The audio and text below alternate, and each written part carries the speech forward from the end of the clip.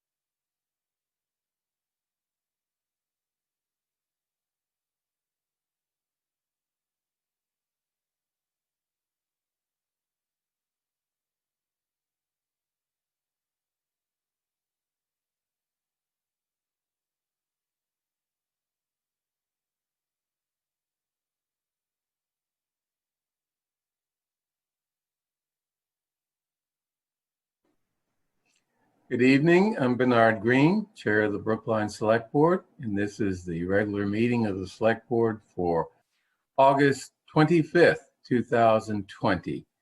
Let's start off with announcements, updates, and comments. And I'd like to start off with a comment, as well as an announcement later on. This year marks the 100th anniversary of the passage of the 19th Amendment, guaranteeing and protecting women's constitutional right to vote. The passage marks the largest expansion of democracy in the history of the United States. We weren't very democratic beforehand, and not many years afterwards. The 19th Amendment was passed by Congress on June 4th, 1919, and ratified by the final state, Tennessee, on August 18, 1920. It was certified on August 26, 1920. So tomorrow is another 100th anniversary.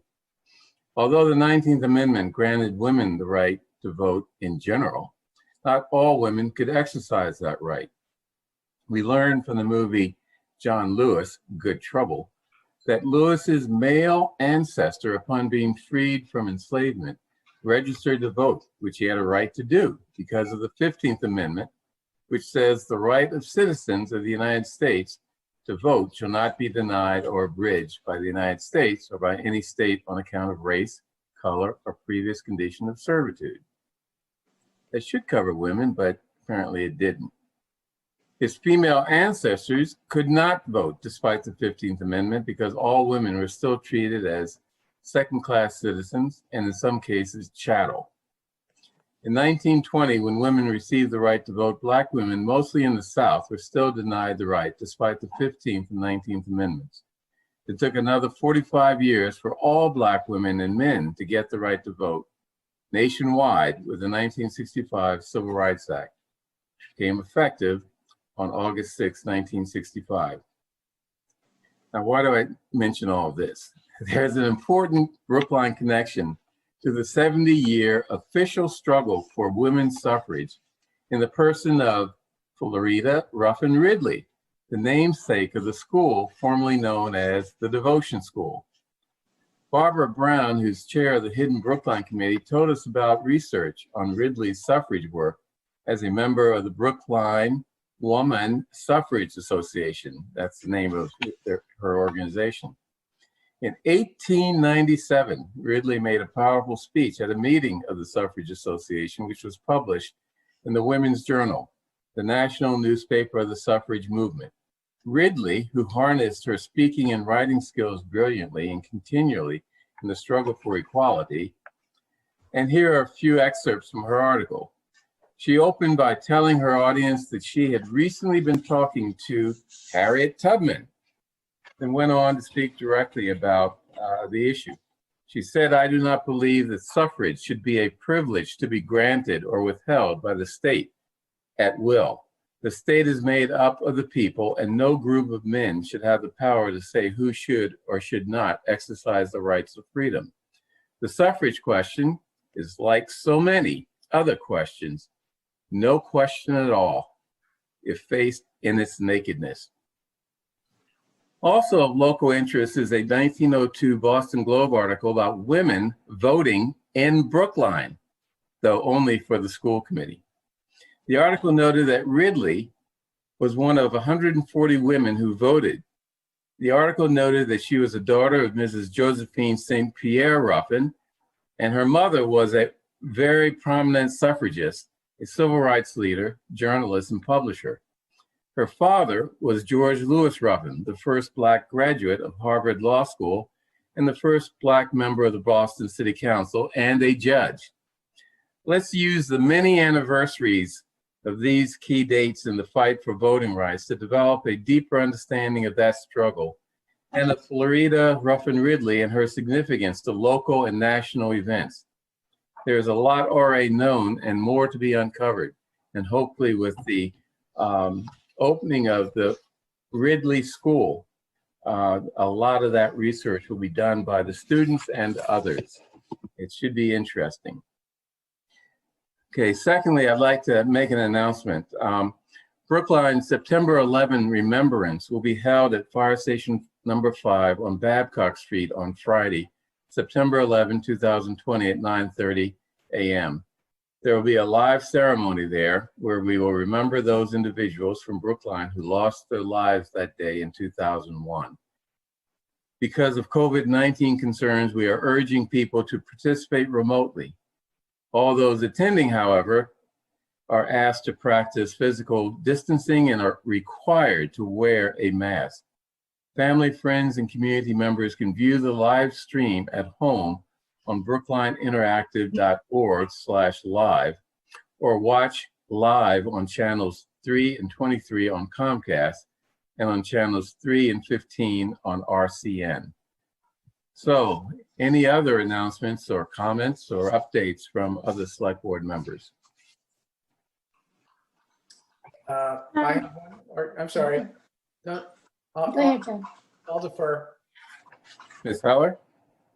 Yeah, I was just going to mention that the town has begun to work with BU on the issue of students coming back. I think it's pretty clear that we're not going to be able to change the fact that students will be coming back, but as described to us, BU has a fairly aggressive program of testing. They've set up their own lab. They're going to be testing students frequently. And we are raising issues about how those who live off campus should be monitored, should be sign a code of conduct concerning mask wearing and not attending gatherings, etc. So we'll have more on this as we continue to meet with them. And they're also, by the way, implementing, just for the neighborhood, and implementing a program, a move-in program, which is much more protracted than it used to be. It used to be they all hit on the same day, the 31st or the 1st, something like that. This will be over several days that they will have students moving in.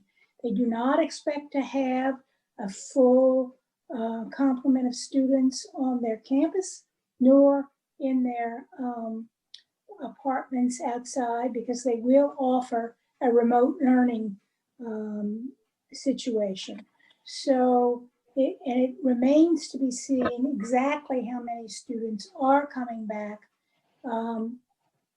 They basically have the right to commit at the very last minute. So the students, that is. So we're keeping an eye on it. We are going to continue to discuss with them the issues that concern us. I know that Dr. Jett is working with the Department of Public Health and also with the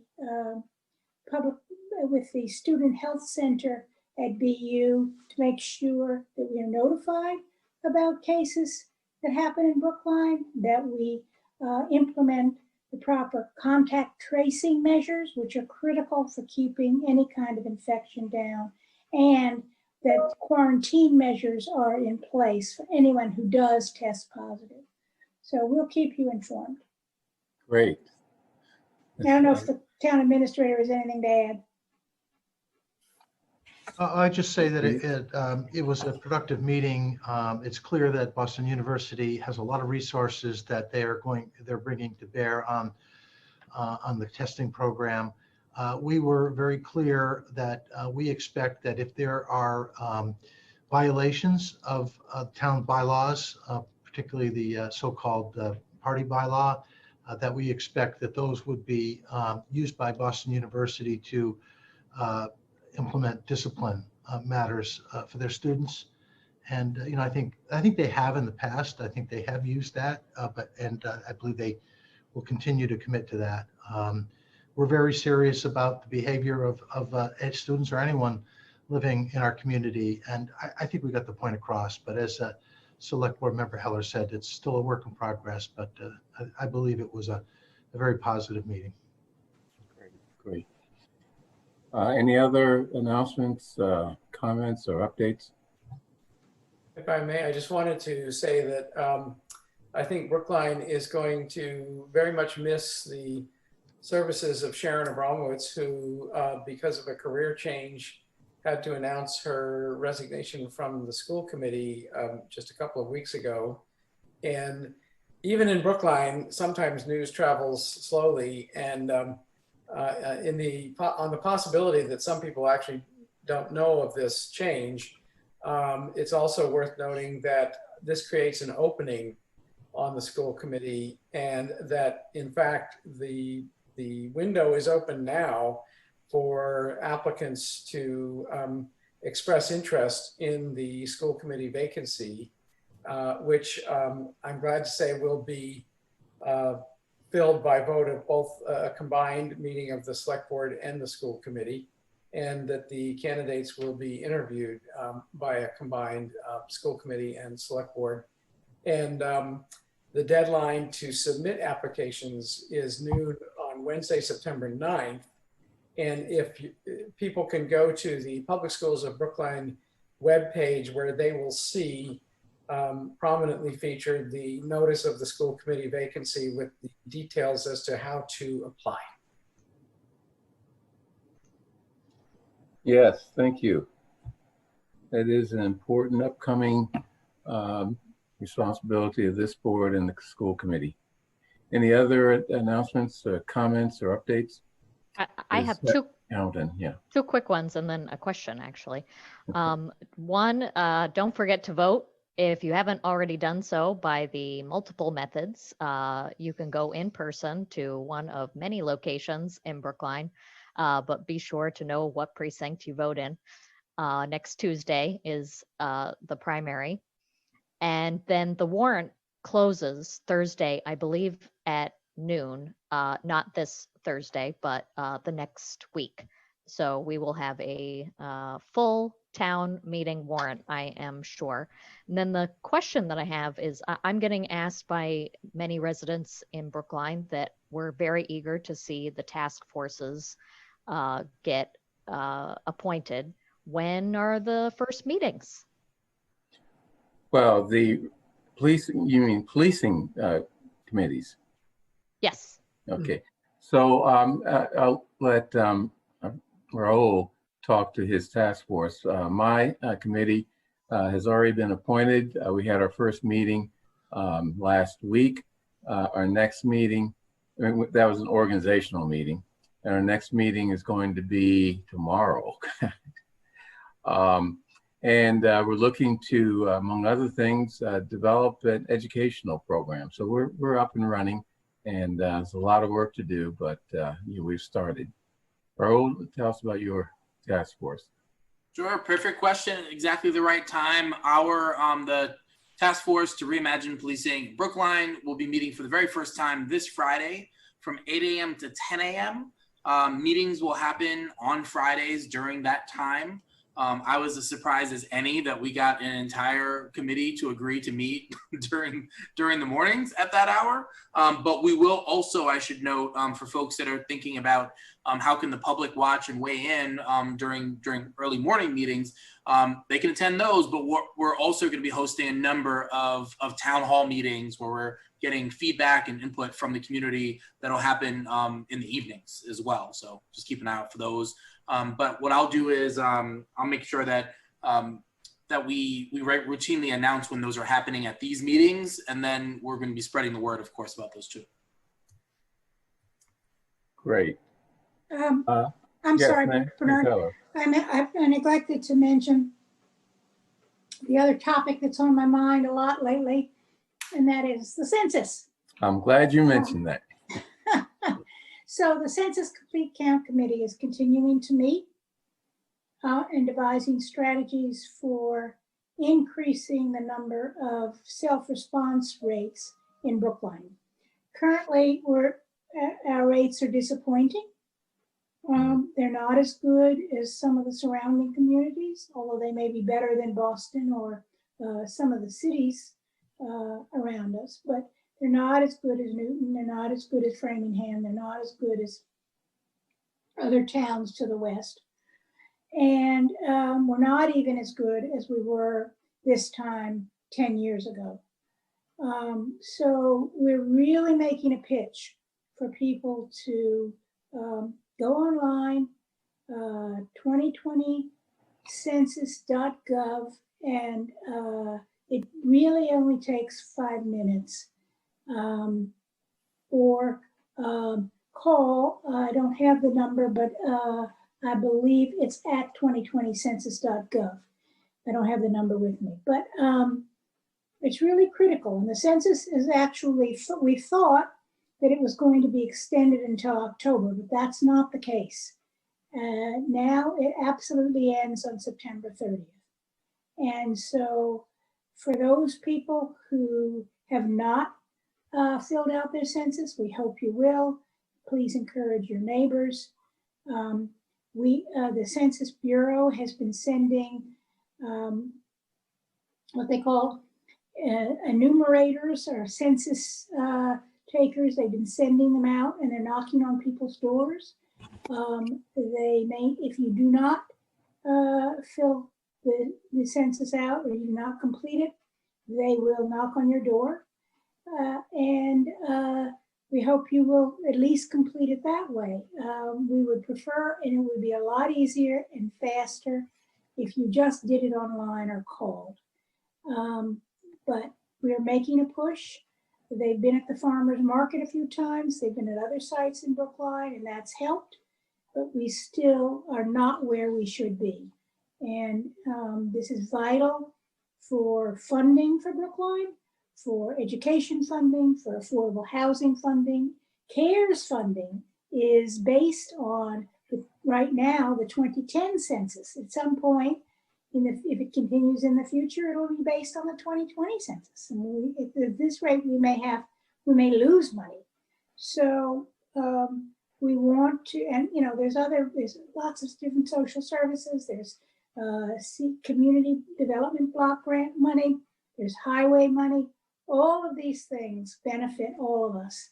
And, it doesn't take long to fill the piece of paper out. So, or to call online. So please, please, please do it. Thank you. Great, thank you. Very important announcement. And I appreciate you and Select Board Member Fernandez's work on that complete count committee. It's critically important. So unless there are any other comments or updates, I'm told that there are, what, 4 people waiting for public comment? Devin, could you put the first person on? Sure, we have 5 people signed up for public comment at this time. Sorry, 5 people. Nope, that's okay. That will bring us to the 15 minutes of public comment period at 3 minutes per person. So I'm just giving folks a heads up about that. The first person who signed up was Janelle O'Neill, but I don't see him here yet. So we're going to move on to Neil Wyszynski. Neil, you have been promoted and you can begin. Everybody, Precinct 5, and I'd just like to make a very brief comment on the possible select board sponsoring some warrant articles on fossil fuel free. As everyone knows, a town meeting passed almost unanimously, the fossil fuel free warrant article, and the Attorney General has disqualified it. And what's coming before you is the request to sponsor 3 warrant articles. One is a resolution, home rule legislation, and the zoning. And I think it's absolutely appropriate to sponsor the resolution and the home rule legislation. But the select board sponsoring a warrant article implies that there's been process, that it's been vetted to some degree, and people are informed, and that the board has been involved in crafting the articles. And I think that's as I said, it's appropriate for the resolution and the home rule legislation. The zoning, however, is it's a very broad, and in effect, it rezones the entire town, potentially increasing building massing by either 10% or 20% town-wide, and potentially eliminates parking minimums town-wide. And maybe that's appropriate, maybe it isn't, but there's been no public process to date. And I don't think the vetting process that goes before town meeting maybe it will flesh it out, but I would suggest to you that the board sponsoring the warrant article implies this vetting process, and if you feel inclined to sponsor it, that you should do so as individuals and not put the imprimatur of the select board behind it. So that's my comment. Thank you. The next person signed up for public comment is Linda Pelkey. Linda, you can get started whenever you're ready. Thank you. Linda Olson Pelkey, town meeting member, precinct 2, urban planner, and a zoning bylaw committee member and a climate action committee member. While I support strong climate action, I'm here to urge the select board to not sponsor the fossil fuel free zoning warrant article. The draft warrant article is a massive upzoning of most of the town. It adds incentives on top of our public benefit incentives and makes them available on any size lot, unlike the location restrictions on incentives in the current bylaw. And electrification is not an offset to setback incursion, nor does it have anything to do with parking. This amendment will be extremely impactful and could trigger a massive redevelopment boom, and obviously far exceeds the amount of incentive necessary to encourage electrification. So why be so lavish? What's going on here?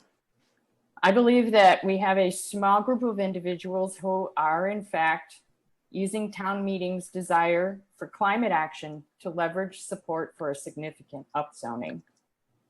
Zoning changes are completely complex and impactful to the residents of our community, and the run-up to town meeting does not suffice for adequate analysis or public process. The select board should not agree to sponsor such a hastily drawn proposal without fully understanding the implications. We look to you for leadership and discernment when you bring a warrant article to town meeting and we need to get this right. Brookline's future depends on it, as does the future of meaningful action on climate chaos. Thank you. Yeah. Linda, you used the phrase upzoning, taller buildings, more dense. Could you give people in our audience, an idea of what that means? Okay, I will try. I don't have the bylaw in front of me, but I mean, just in general. I mean, yeah, so people aren't totally lost in what you're saying. right. So in our existing public benefit incentives for zones that have, kind of mid-range floor area ratio, like 1.5 or 2, this proposal would allow that incentive of additional height, which can be up to 50 feet. And it would allow additional FAR, which can be up to an additional 1.0 FAR, which is an entire size of a parcel. And the proposal adds incentives on top of that, thereby elevating the electrification to be above all other public benefits. And I think we would need to have a conversation as a town about what we want for public benefits. Okay. Also, and it also this setback stuff, I mean, it already happens, but saying that a heat pump mitigates the impact of a building being closer to your home is pretty much nonsense. Okay, thank you. Way more detailed than I was expecting, but okay. Okay, Devin, who's next? The next person signed up for public comment is Bonnie Bastian. Bonnie, whenever you're ready, you can unmute. Okay. Hey, everybody. Bonnie Bastian, town meeting member for Precinct 5. I'd love to hear an update regarding Brookline housing, families, and their need for adequate internet for distance learning beginning on September 16th. I'm particularly concerned that though there may be subsidized internet connection for some BHA families, that internet may be overburdened as many residents use it simultaneously for work and for schooling during the day. I want to be sure that the situation is handled and more than adequate for everyone in our public housing. A second point I have is that I'd like to remind the board that one of the large reasons that we moved to cut the police budget earlier this spring was because there is enormous need in our communities. There is food insecurity. There are many that have inability to pay their rent and utility bills, and all of those mispayments are piling up. We propose those cuts to the police department because we have not been heard in this forum when we speak about your most vulnerable constituents. We are still in this place, only now it's worse with unemployment payments cut weeks ago. And I bring this up because it must be brought up as frequently as possible, but also as context for the proposal to spend money on not one interim police chief, but to split the position into 2. I can think of endless other things to spend that money on, but if approved, the proposal would have Chief O'Leary come out of retirement to lead public engagement for the police department. He would be paid hourly at $125 per hour. And this situation seems like it could really add up pretty quickly. It seems ironic considering the debacle of firing officers Pilot and Zirai Mizgan after the reporting of racist incidents in the police department on Chief O'Leary's watch. He would now be expected to participate in conversations around police reimagining and reform. And it seems like there could be other ranking officers that could lead public engagement for less money for the police department. That's it. Okay. We do need to get an update on the Brookline Housing Authority infrastructure for people who live there, internet infrastructure. So at some point, we should get that. Thank you. Next, Devin. The next person signed up for public comment is Ryan Black. Ryan, whenever you're ready, you can get started. Hi, everyone. Can you hear me okay? Yes. Cool.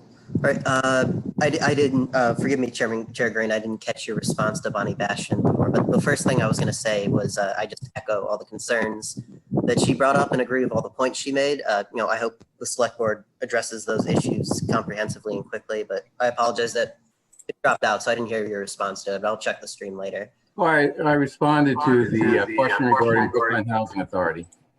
Okay, well, thank you. Oh, it says I'm muted now. We can hear you. The second point I want to bring up is the topic of ranked choice voting. As folks might have heard, there'll be a ballot item this fall on whether or not Massachusetts will adopt the practice for state and federal elections. I encourage everyone listening to vote yes for that. You can Google yes on two for more info. But regardless of the way that vote goes, the ballot item actually does not apply to municipal elections like Brookline's town elections. Like, it's actually squarely within the power of our town government to adopt ranked choice voting. Other municipalities in the area, such as Cambridge, already do so. So that's one change I hope the select board starts to actively think about as our state starts moving in that direction. But I do have a logistical question about ranked choice voting here in Brookline, though. And Mel, you might be the person whose ears this question is most meant for. So considering there's a very real chance that even if Brookline municipal elections aren't ranked choice, that state and federal elections are here, and Brookline residents, of course, vote in those. Would that require the town to procure new voting machines, like ones that are capable of reading ranked choice ballots? And if so, might it make sense then for a warrant article to be submitted in time for the November town meeting, in which that would fund the purchase of such new voting machines? That way Brookline has those as soon as possible. Thank you. That's the end of my, I yield the rest of my time. You have anything to say, Mr. Kleckner? Oh, now I think Mel's muted. I was going to say that I don't know the answer to Mr. Black's question. Okay, thank you. Okay, thank you. So, Devin, anyone else? I see Mr. O'Neill's in the queue now. Yes, Janelle O'Neill has been promoted to a panelist. Janelle, whenever you're ready, you can unmute and share your video if you're comfortable. Yeah, sure. All right. Good evening, everyone. I came in late on this. My apologies. I was having a hard time logging in. I came in right after Bonnie was speaking. I'm sure she said everything that I wanted to say. But I will just say this, and apologize if you've heard this already.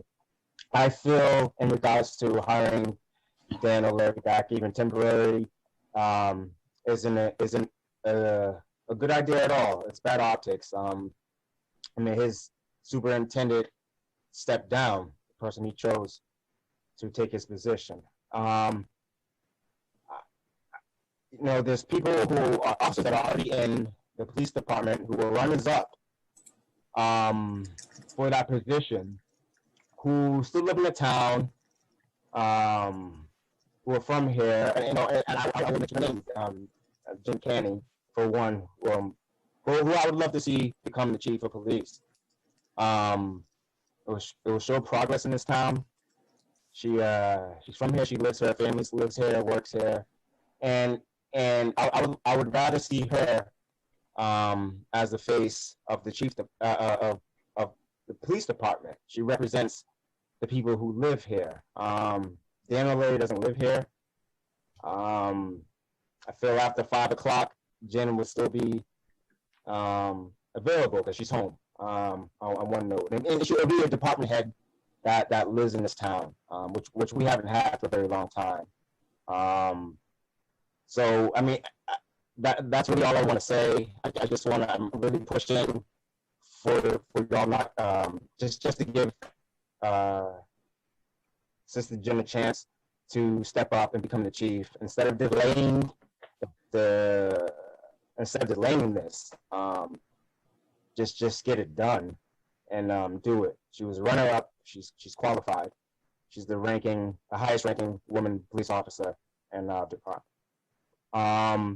And I just want to also say, going forward, I appreciate any guidance and support you guys have on this body-worn cameras for the Brookline Police.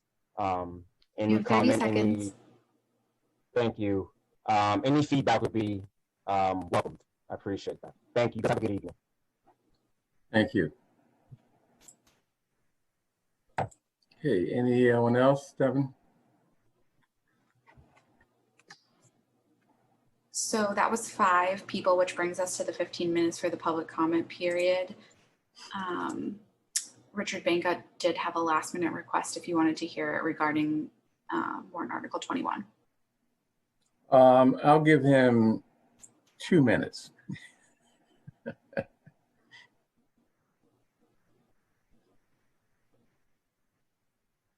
He was a former member of the board. I guess we have to give him some deference. Hey, thank you very much. Can you hear me? Yes. Yes. I appreciate it. Thank you very much, Chairman Green. I really am speaking in my role as not as a former selectman, but as former chair of the zoning bylaw committee, and also as the chair of a number of special zoning committees, including the Moderators Committee on Zoning FAR. And I want to start with one obvious point, and that is that if the building code is modified to require fossil fuel-free construction, or if FFF construction becomes more cost-effective without building code modification, this proposal would be an utter giveaway to developers. Now, you can control the first, but I don't know how you'd really monitor cost effectiveness in the second, and how you'd put a damper on this zoning change if in fact it wasn't necessary down the road. I do want to respond, Chairman Green, to your question about what the implications of this might be. And I want to start with the T districts in town, which we looked at back in 2015 and 2016 in the Moderators Committee on Zoning FAR. There's a great concern about inappropriately sized development in T districts. And this was not a limited issue. There are T districts in 15 out of the 16 precincts in town. And because of that, in November 2016, town meeting actually reduced the bonuses that were available in T districts. And I just want to give you some of the numbers to respond to your question that drove that conclusion. You have 30 seconds. Thank you. Yes. If we did what is proposed here, the 10% bonus would allow development in T5 districts that's double the average existing size of T5 single family homes. It would be 180% of the average size of existing T5 two-family homes, 188% of the size of average existing T6 single family homes, and 162% of the average existing T6 two-family homes. So there could be a significant impact on the scale in T districts. Could also be a significant impact in S single-family zones, where you could be up to You've reached your time. of the allowable FAR. I'm just suggesting that the board not put its name on a warrant article that we already know deserves further study. Got it. Thank you. Thank you. Okay. Let's move on to miscellaneous calendar. Approval of the following meeting minutes: July 14, 2020 and July 21, 2020. I assume everyone has reviewed them and has given Kate any edits that they feel are necessary. Any questions or additional edits you want to bring up? No? Okay, I move approval of both July 14 and July 21st, 2020 minutes. All in favor, Ms. Heller, Aye. Ms. Hamilton, Aye. Mr. Fernandez, Aye.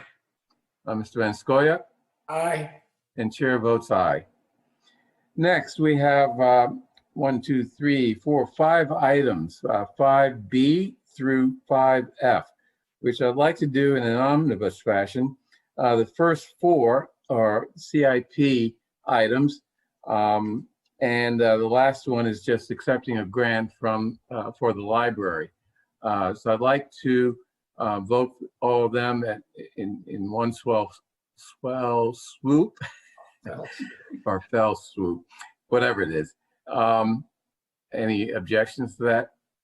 Okay, I move approval of items 5B, 5C, 5D, 5E related to items on the CIP, plus 5F related to a grant to the Brookline Library Department from the Brookline Library Foundation.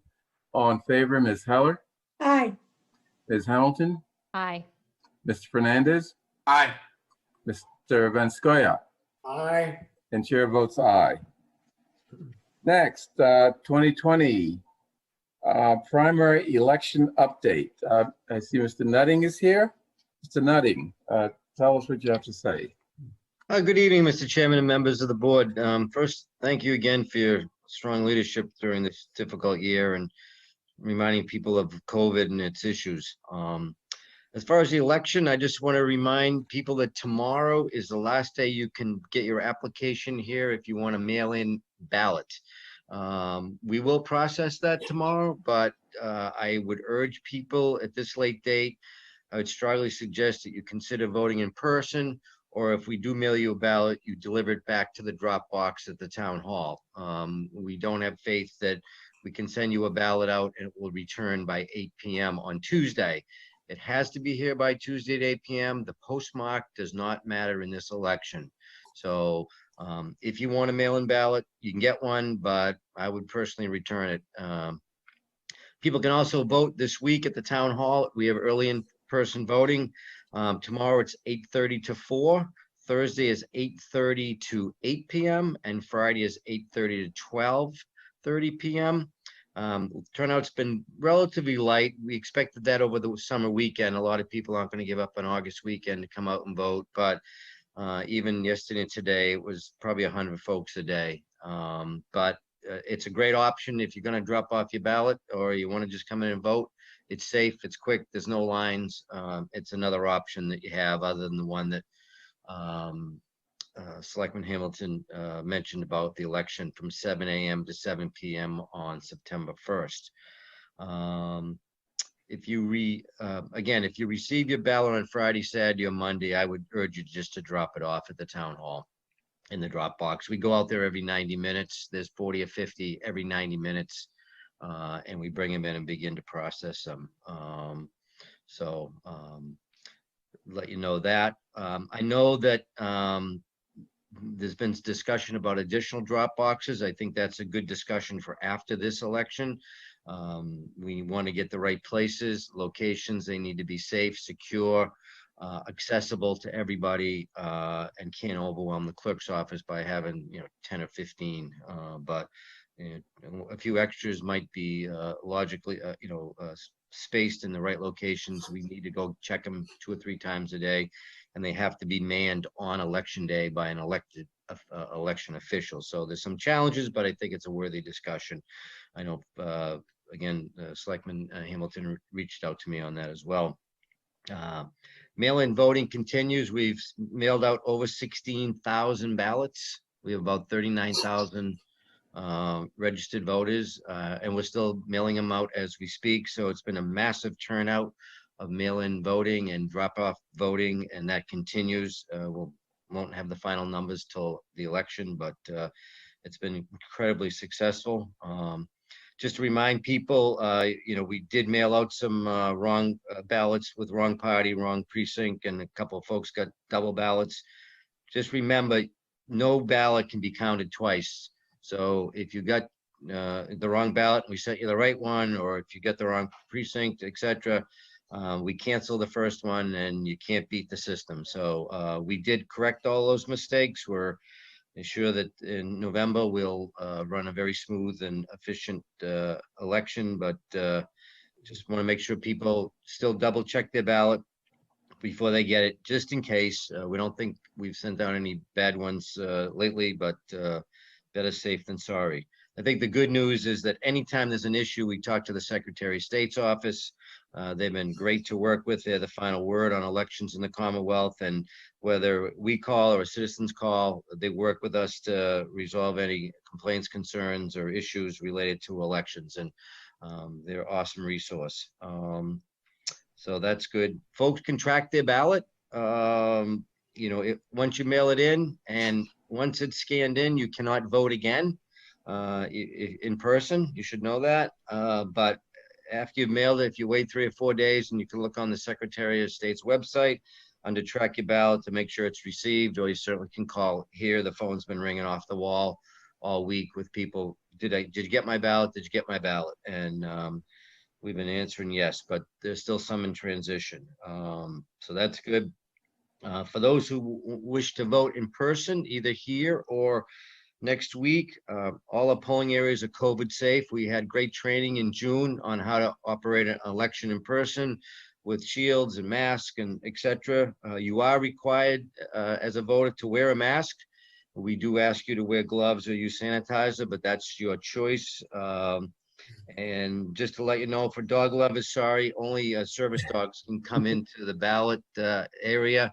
We had 2 or 3 people come into the town hall today, and sorry they had to come back without their animal. But They're looking for dog biscuits. yeah, that's right. So just remind people of that. Finally, on Thursday, starting at 8:30 this Thursday and continuing on Sunday through Sunday, we will be advance removing ballots from the envelopes. This is allowed under the change of law, and due to the huge volume of mail-in ballots, we could not possibly do this on election day, which is the normal course of action. So this is in room 111. It's a public process. The public can attend and observe this process. People can also issue objections if they feel a voter's ballot is incorrect or not filed appropriately. But I just wanted to let the select board and the community know it's on the webpage, and it's on. We noticed the Secretary of State. The process is controlled by the Secretary of State through very detailed instructions on how to do it. But in the basic terms, we are going to take the envelope and take the ballot out and record that like we would do at a poll.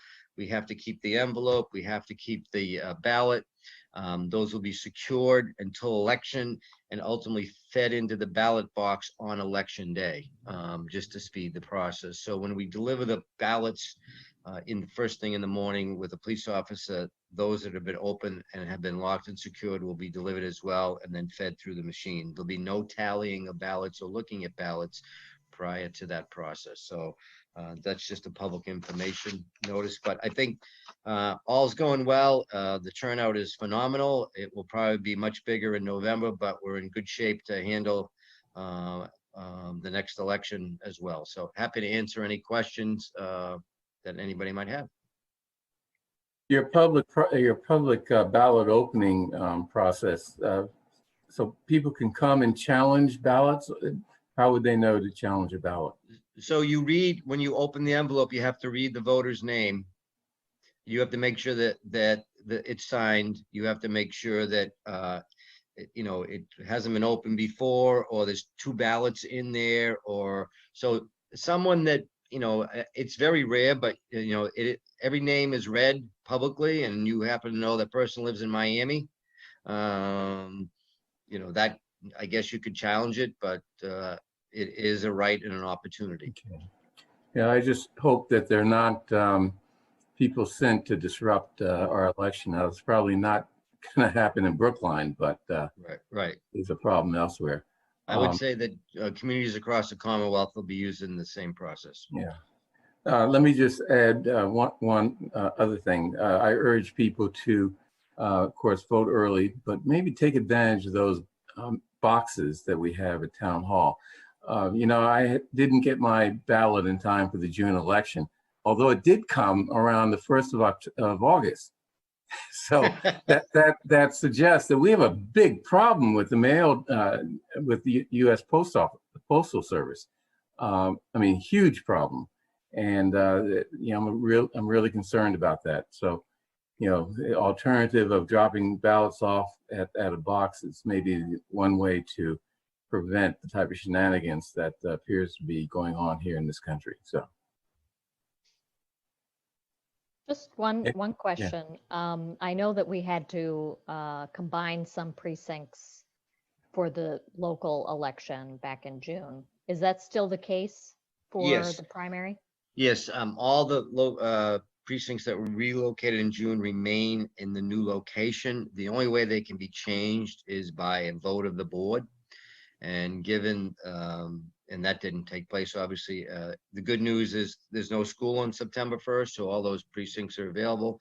And we've already made arrangements for the November election. So I think the issue going forward is to have a discussion to returning to those old precincts, which are very small, very constrained and in housing. Probably doesn't make sense in the future, given what's going on, at least in the near future. But Great, thank you. Any other questions? Sure, I want to Fernandez. ask, thank you. Mr. Nutter, we spoke last week, and I'm wondering if you can just clarify for the public. Some folks had mailed in ballots, and then because, you know, for some people, because the candidate maybe they voted for dropped out of the race, we're wondering if they can instead go in and change their ballot or vote in person. For those people at this late hour right now, what is their option if they've already sent in a ballot and would now like to change their vote or vote in person instead? What options do they have, if any? at this late hour, none. Okay, there is you would have to basically 7 days prior send in a letter that you lost your ballot or some other issue. So you can't change your ballot if you sent it in. We have sent out so many second and third ballots to people that either lost it or, gee, I was living down the Cape and we mailed your ballot there because you asked it, but now you're back in Brookline and it's not going to get there on time. So we've been mailing out lots of second and third ballots because of people's request that we cancel the first one or the second one. You can only get 3 ballots. And again, you can only cast one. So that is too late for that to happen in this election. And just to follow up, if separately from that, if I mean, I've seen some of the same issues that Chairman Green mentioned earlier with delays at the post office. If someone is using the Track My Ballot link and finds that, election day is upon us and their ballot still apparently has not arrived yet at the town clerk's office, can they go in and vote in person either early or on September 1st? So they should go into the election area, to their polling place, and they should attempt to vote, and then we can look up the very latest information. And if we've already got your ballot back, then your ballot's secured. But if your ballot hasn't come back, you can maybe do a provisional, and then we'll see what happens, because people have till 8 p.m. to get their ballot back in. We last time I was down the post office at 7:30 p.m. on election day collecting ballots from the post office that weren't delivered. So it's worth an effort. You might be rejected, but better safe than sorry. Great. Thank you very much. Any other questions for Mr. Nutting? Okay, thank you. Thank you. Next, authorization to hire library. I see Ann Reed is here. Question of approving the authorization to hire request for a library assistant. Step I K-062, whatever that means, in the Technical Services Division of the Library Department. Ms. Reed, talk to us. Good evening, everyone. I'm here representing the library, and we're asking you to give us authorization to hire a library assistant 2 in our technical services department. It's an essential service. They're the behind the scenes people who get all those books and audio materials and magazines ordered and processed to go out to fill requests and get on the shelves for everyone to enjoy. So we're asking if we could fill this full-time permanent position. Thank you. Any questions from the board? Could we always ask town staff coming before the board with a request for authority to hire to make sure that you cast your net widely so that the potential candidates are diverse. and potential hirees reflect that diversity. Yes, we will do that. Okay. Any other questions for Ms. Reed? No? Okay. I move approval of I move approval of the authorization to hire request for a library assistant in the Technical Services Division of the Library Department. All in favor, Ms. Heller, Aye. Ms. Hamilton, Aye. Mr. Fernandez, Aye. Mr. Van Scoyac, Aye. and chair votes aye. Thank you. Thank you very much. Okay. Next, fairly short item we're going to have here, Police Department leadership. Question of voting to approve an appointment of an acting police chief and transition plan. I assume that means appointment of acting police chief, Superintendent Morgan, and a public, what do you call it? I refer to as a director of public engagement. Public engagement person in the form of Chief O'Leary. Thank you, Mr. Chair, members of the board. 2 weeks ago at your last meeting, I did make a recommendation on this matter, and you have deferred it to this evening. I just wanted to recap that my proposal is to appoint Superintendent of the Police, Mark Morgan, as the acting Chief of Police, and to contract with our former Chief of Police, Daniel O'Leary, but in this case being more of a civilian, non-operational person in the police department, but to lead the police department's efforts at the reform and reimagining initiatives and other efforts. I feel strongly that Chief O'Leary, former Chief O'Leary, has the requisite commitment as well as the skills and experience necessary to actively engage in this process. And my feeling is this may be one of our last opportunities, or a big opportunity for this town to engage in this effort. And so I think we really need to be careful that we are very aggressive and about doing that. And I believe somebody with the stature of Daniel O'Leary can really make that happen. And let me just go through a few minor points, and then I'll turn it over to the board. First of all, whenever possible, I prefer to appoint individuals, whether it's be the acting chief of police, or in this case, the director of public engagement, as individuals who will not necessarily be a candidate for the job. And that is so that it creates a wide open field, and there's no feeling that somebody has a leg up on the particular job, number one. Number two, Superintendent Mark Morgan is the senior ranking officer in the department. He served successfully during the last transition of our chief of police, and he has announced that he will not be a candidate for the permanent chief of police position. Superintendent Morgan has admittedly said he is uncomfortable with doing the public-facing work of the department.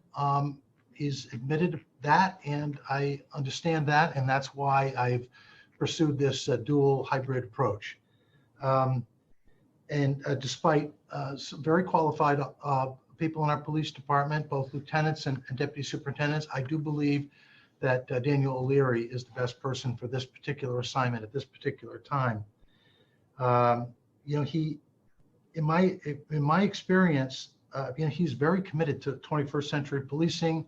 He spent a good part of his career learning about that and advocating for that. And as I said, here is an opportunity where I think this town and other governments can really make some progress. So one final thing, although it wasn't clear in my original proposal, the way that I would fund the expenses of Mr. O'Leary would be to keep Superintendent Morgan's position of superintendent vacant. So there would be no net increase in personnel or costs. So that is my proposal. Happy to answer any questions.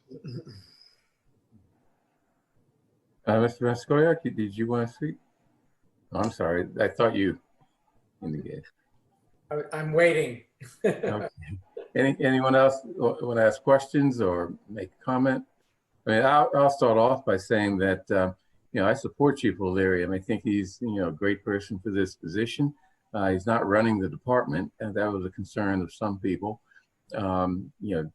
Superintendent Morgan, who, from what I understand, is very, very good at the sort of nuts and bolts of running the department. So that's great. Chief O'Leary, we'll be working with Select Person Fernandez's task force and my reform committee, and I think he'll be able to make sure that we have a clear understanding of what the issues are in policing, and especially the issues that need to be corrected.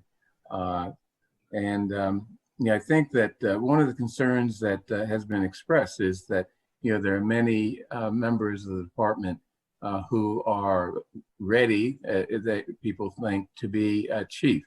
I think one of the things that we're going to expect, or we should expect, Chief O'Leary and Superintendent Morgan do is to make sure that those people are, help to be in the pipeline to chiefdom at the point that we're ready to select a permanent chief. A lot of issues have been brought up in terms of the management style of Chief O'Leary. I'm not sure that they are valid, but I don't know because I'm not a cop. But those concerns will definitely be addressed by my committee. We have the president of the police union, Michael McKeveney, on my committee as a non-voting member, and he or his designee will raise those issues with us, and we will take them very, very seriously. So, that's what I have to say. Any other thoughts, comments, questions? Happy to share some thoughts. Yeah. Nancy, would you like to go first? No, you can. Okay. So, in the couple weeks since this was first brought up, we've received a fair amount of feedback about this appointment. I haven't heard. We've heard something about Deputy Superintendent Morgan, but I'm inclined to support his position as an interim chief. Regarding former Chief O'Leary, find ourselves in a unique position with receiving feedback from both the police union as well as those pushing for police reform who think this is a bad appointment, which presents a significant hurdle in my view, at least for earning my vote for this appointment.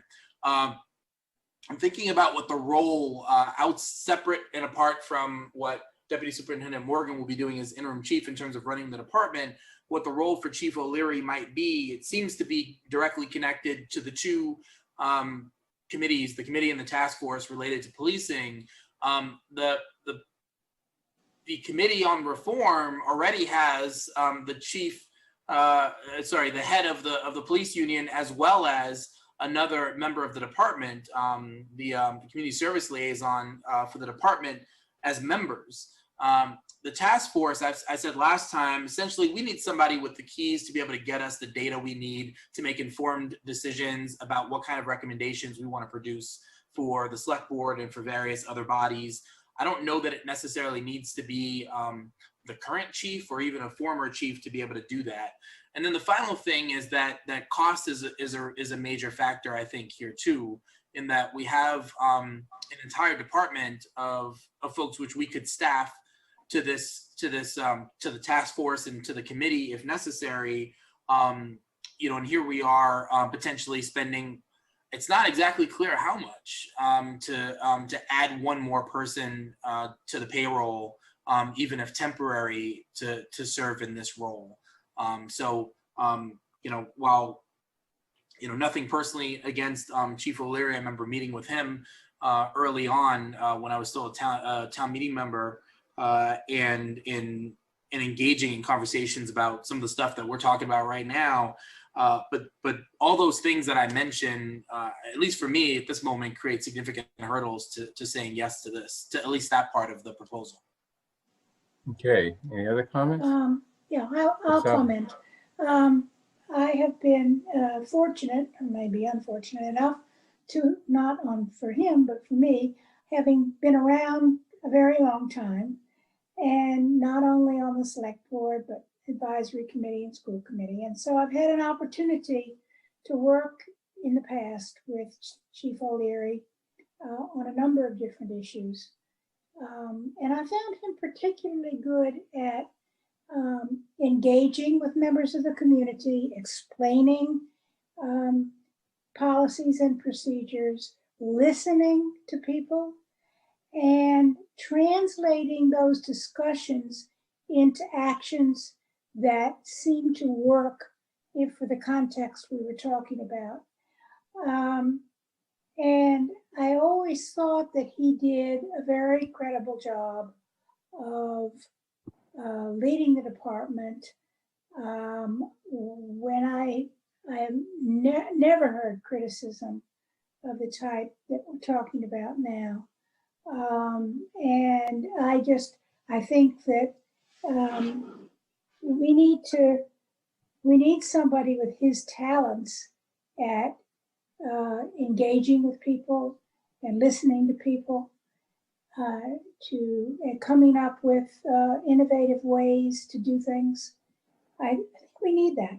And so I'm going to vote yes. I think Mel has explained to us that since he won't be filling Deputy Morgan's position as deputy, it's financially, it's not a significant difference. So I think we should go ahead with it. I think we need help now.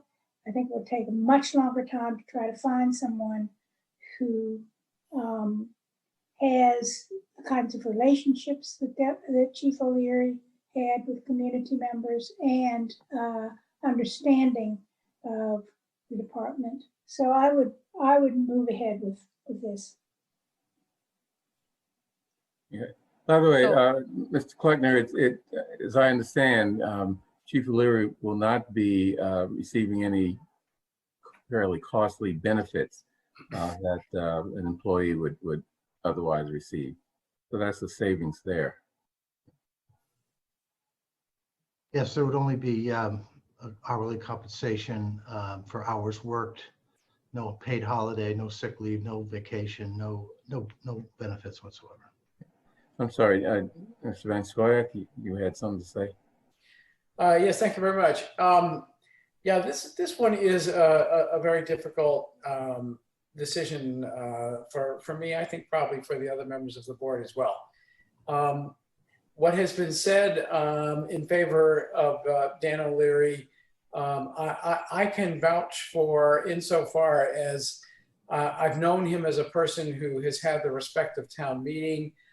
I've known him as a person who's had the respect of other police chiefs in Massachusetts. I've known him as a person who has had the respect of the advisory committee, and I could go down the list.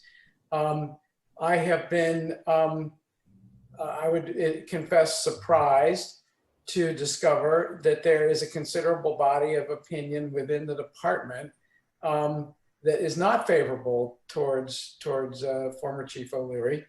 And I take that very seriously. At the same time, these things are not easy, and I don't want anyone listening and watching to think that they are.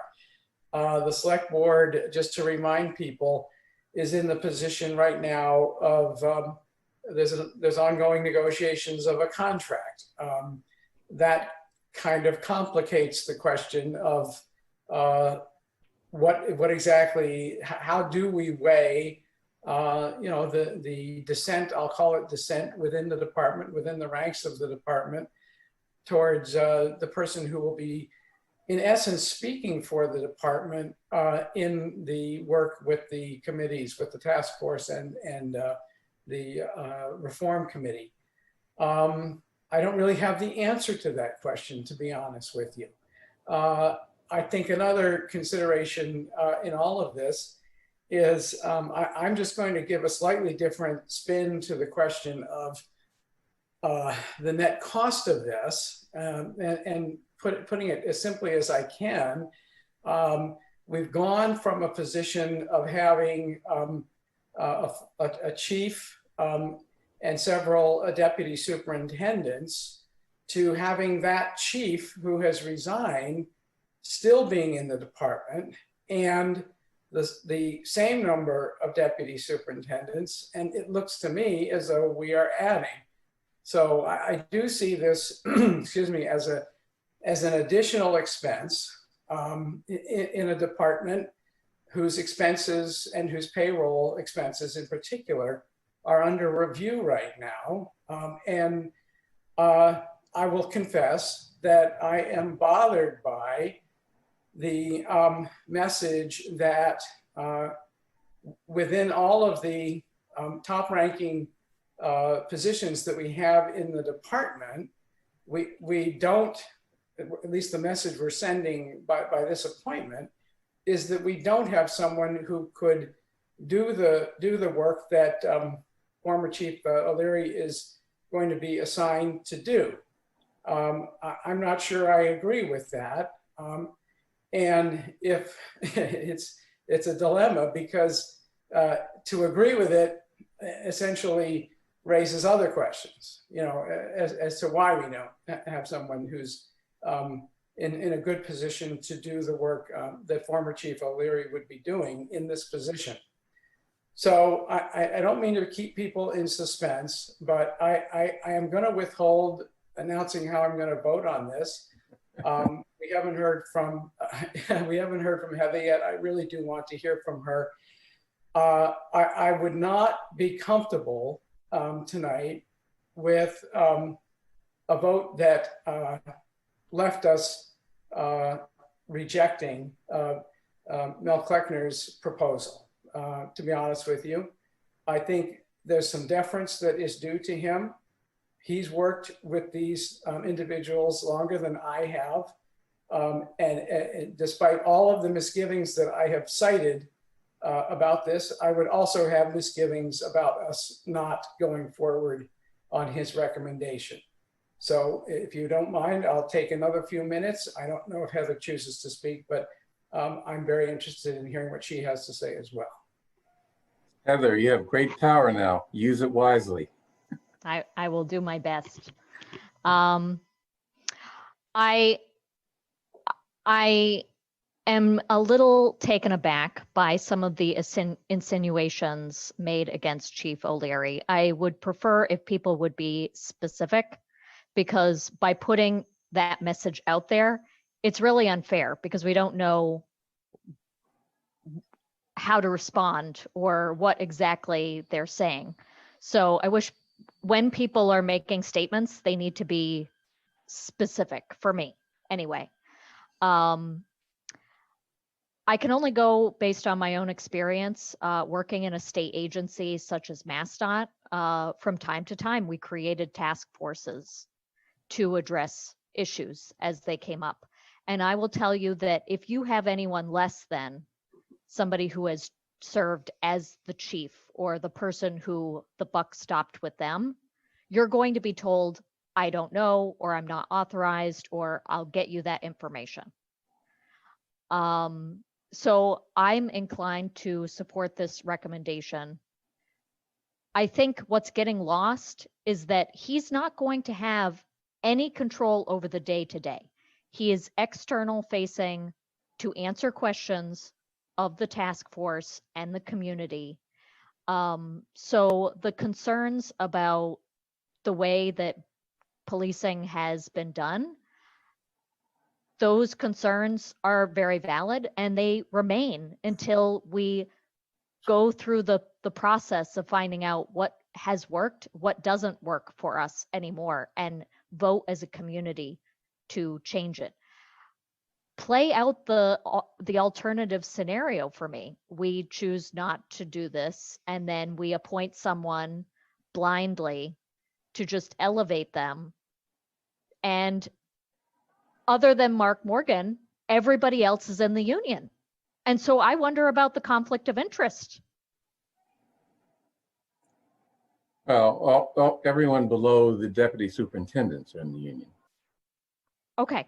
Yeah. Okay. But your point's well taken. Any other thoughts? Mr. Kleckner, you have something to say? Just a brief point. The town did select one of its deputy superintendents as chief and put a great deal of hope and expectation in that individual. I was personally very pleased, and a couple months ago that person resigned. So it's not like I've been trying to avoid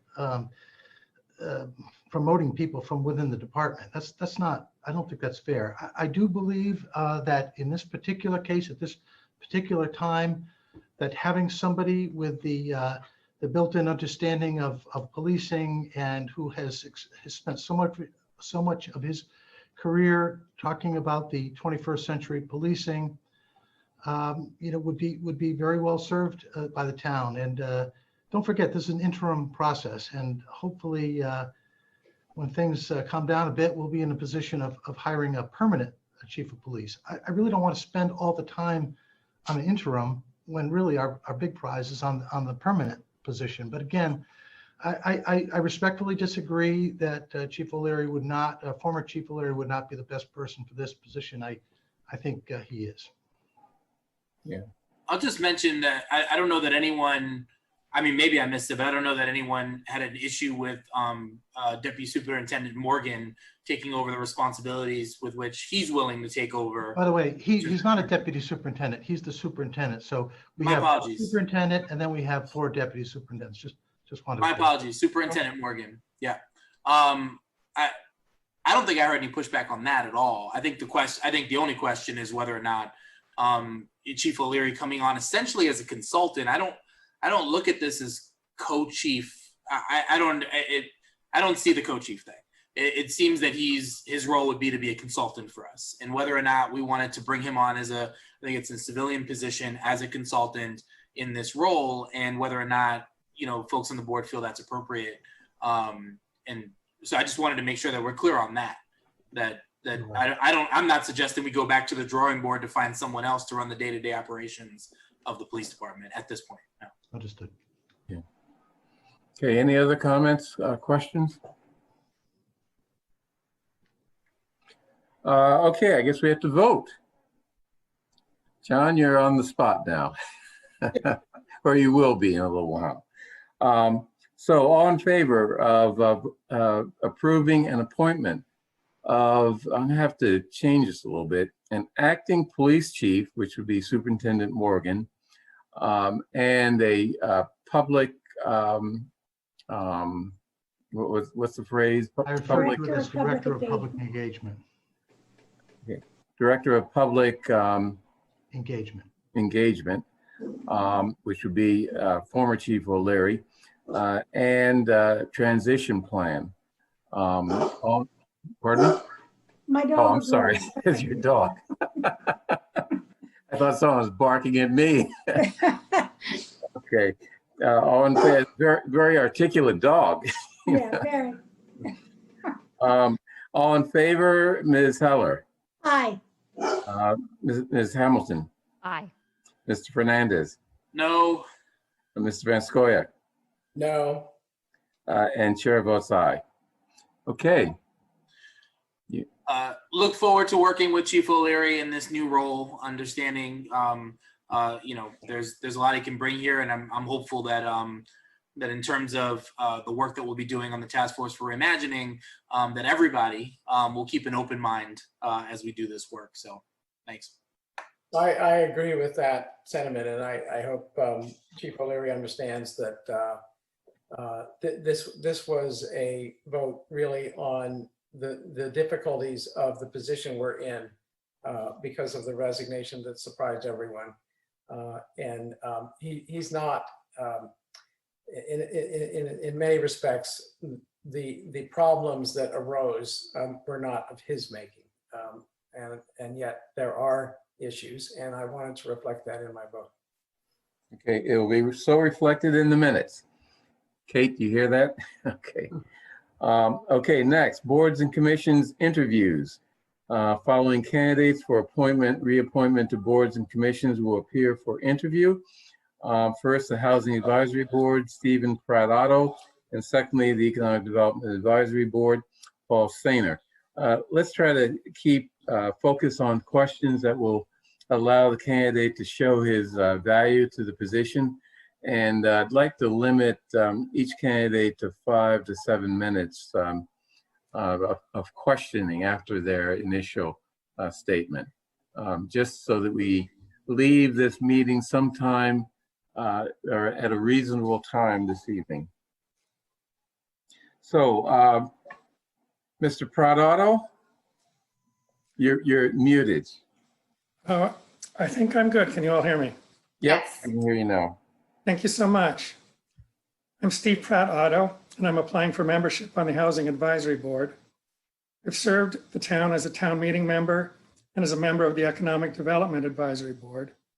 And I was on the Olmsted Hill Task Force during the neighborhood community process when I helped to develop a financial model with the different sources and uses of capital required depending on the mix of incomes. I would bring to the HAB innovation, experience, and the ability to build consensus. I spent my career helping to assemble the financing to construct subsidized housing. For me, affordable housing has not just been an avocation or a side business or an aspiration. It has been my career, providing both debt and equity from 3 different banks, the Bank of Boston, Wainwright Bank, and Eastern Bank, as well as having had stints for development arm of the Archdiocese of Boston and for Recapitalization Advisors, a consulting firm that assembled financing to preserve affordable housing at the end of its restrictions and to renovate it and improve it. There obviously is a gap between what the housing costs to build and the rent that will be available to repay the debt. And here's where the consensus and experience come in. The sources of financing are a patchwork of public and private resources that fill the gap. I have a list, but I won't read it all, but obviously everything new requires the federal low-income housing tax credit. Hopefully we're able to get Section 8 vouchers. And there are many programs for the state for innovative programs. And of course, Brookline's HAB needs to be the first capital committed to a deal to encourage the other people in. I've been an active participant on the teams that bring all of these funders together. This, of course, is in parallel with all the work reaching consensus with the neighboring community and the planning departments and the developer. This all requires carefully listening, proposing acceptable compromises, and then advocating for the project. Those skills I've practiced with success for 30 years. Importantly, I will bring innovation. Some of the first that I've worked with include financing Boston's first limited equity cooperative for low-income artists, financing Boston's first CONDOP, West End Place, and 183 apartment units with 4 different condominium units to allow 4 different ownership structures to benefit different income categories. I financed Boston's first apartment housing for low-income persons with AIDS, the McBride House in the Fenway neighborhood. I financed Massachusetts' first new market tax credit equity deal to construct a utility-scale solar farm with low-cost energy that provided hundreds of low-income tenants with inexpensive electricity. And I've been an expert witness in a securities case in which retail investors were harmed when the general manager harmed them by refusing to pass along the value of apartments when they hit their expiring use termination. We had to, on that project, assess each apartment house for eligibility for new public resources.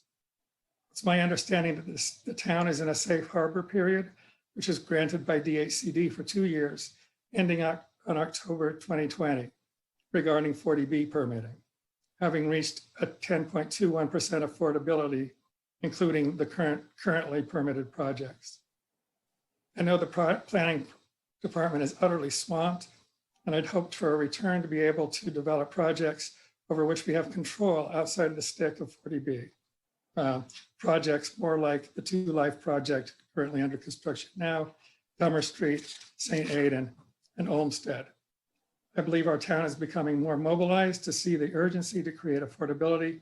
And I would hope in the intermediate term that the planning department can find some relief and that we can get to the business of creating housing that's under our own control. And I'm happy to answer questions. And I hope I'm been under 5 minutes. Right. Thank you. Ms. Heller, could you take over for a second? I'm having some technical problems I need to fix. Sure. Okay, thank you. Okay, why don't we, thank you for that statement, Thank you, Mr. Ms. Heller. Catato. And why don't we have questions from board members? Who would like to ask a question? Ro? Sure. Okay. Just first of all, like, great experience. Thanks for walking us through that and just taking a look at your application as well. I want to know your thoughts on, moving forward.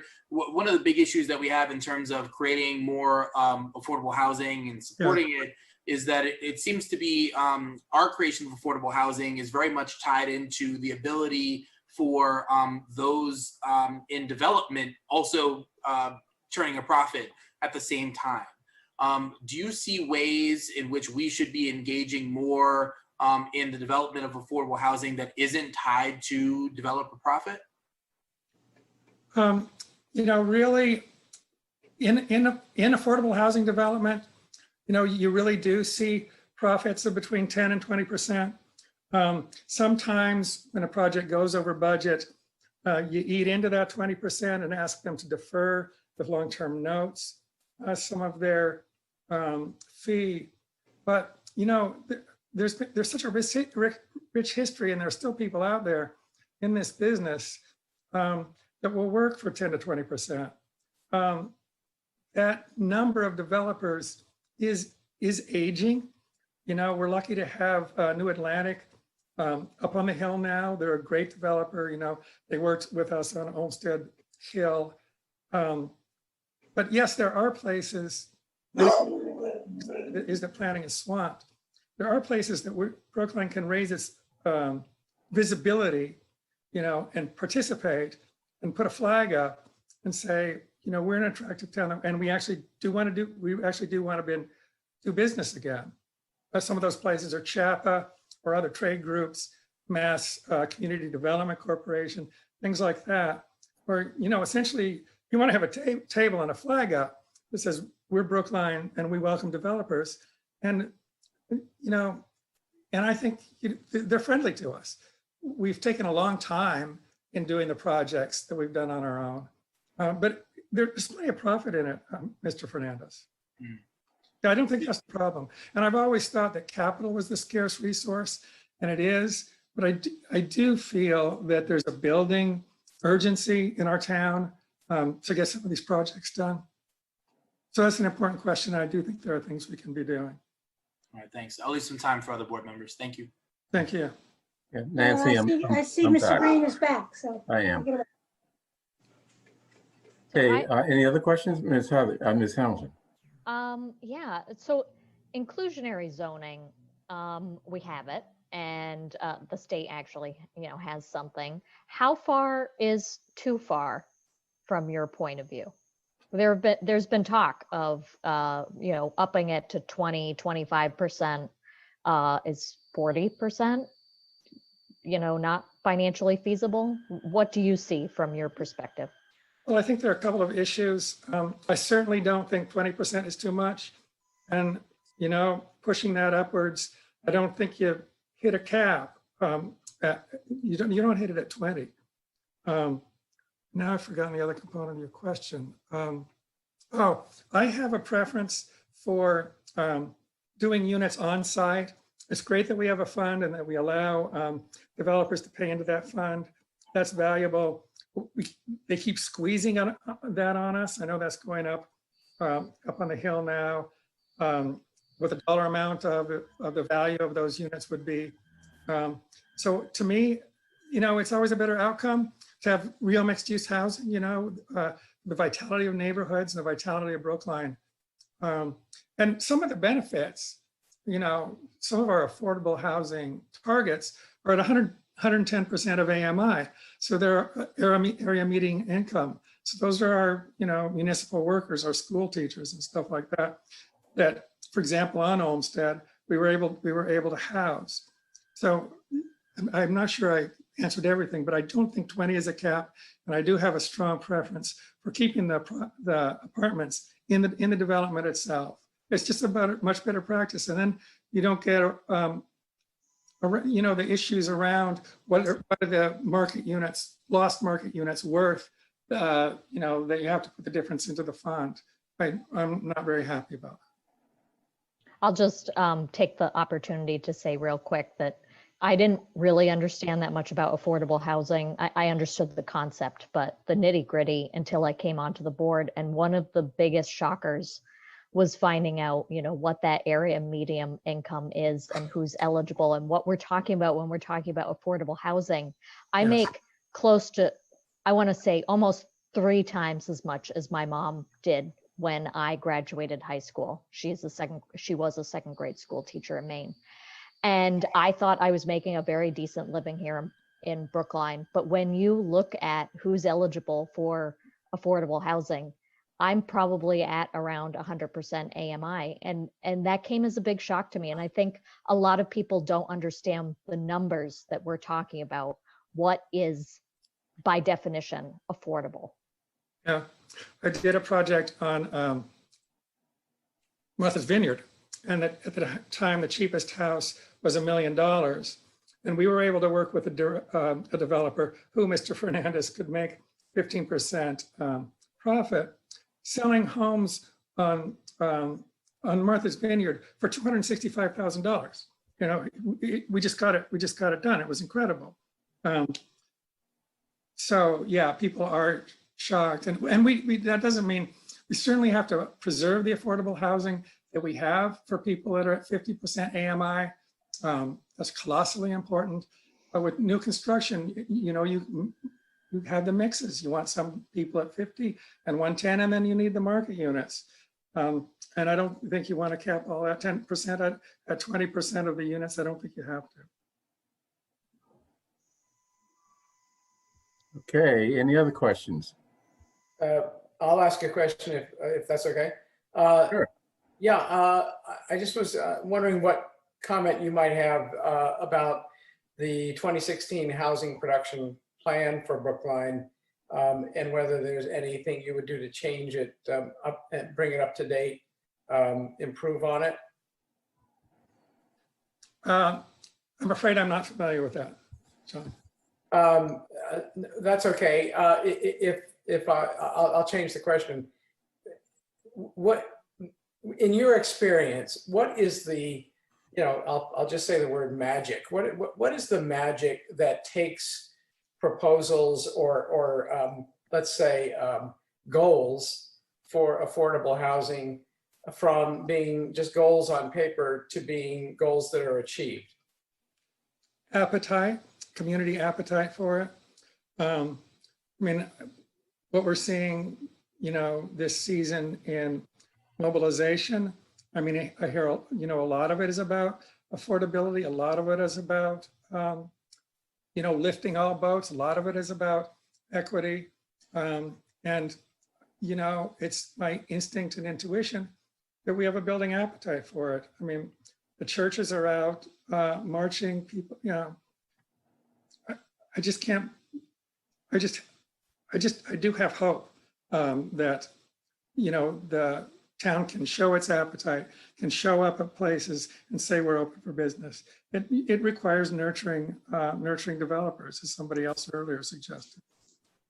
Thank you.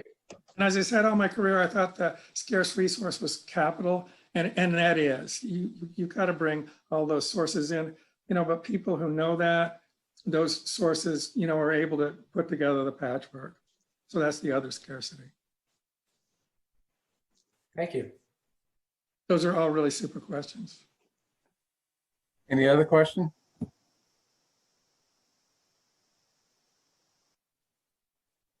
Okay, let's move on. I'm having some technical difficulties still.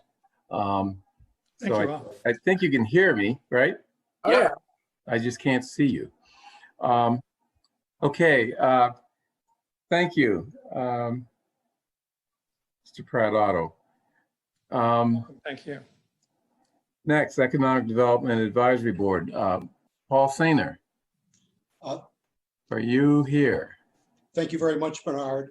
I am pleased to be reapplying for an EDAP seat and to be following my good friend, Steve Pratt-Otto. I want to just briefly recount some of the accomplishments over the last 3 years, but spend most of mine talking about going forward. I'll highlight 4 different accomplishments. The first is I was involved in marshaling along the last 3 of the 7 successful district overlay zonings that the town has passed over the last decade. For the Hilton Garden Inn site on River Road back in 2017, I was very involved in making sure that the developer respected the spirit of the memorandum of agreement as they went through their design review process with the planning board. More recently, I was part of the negotiation teams for both Waldo Durgan and Welltower that led to the near unanimous rezoning of those 2 sites.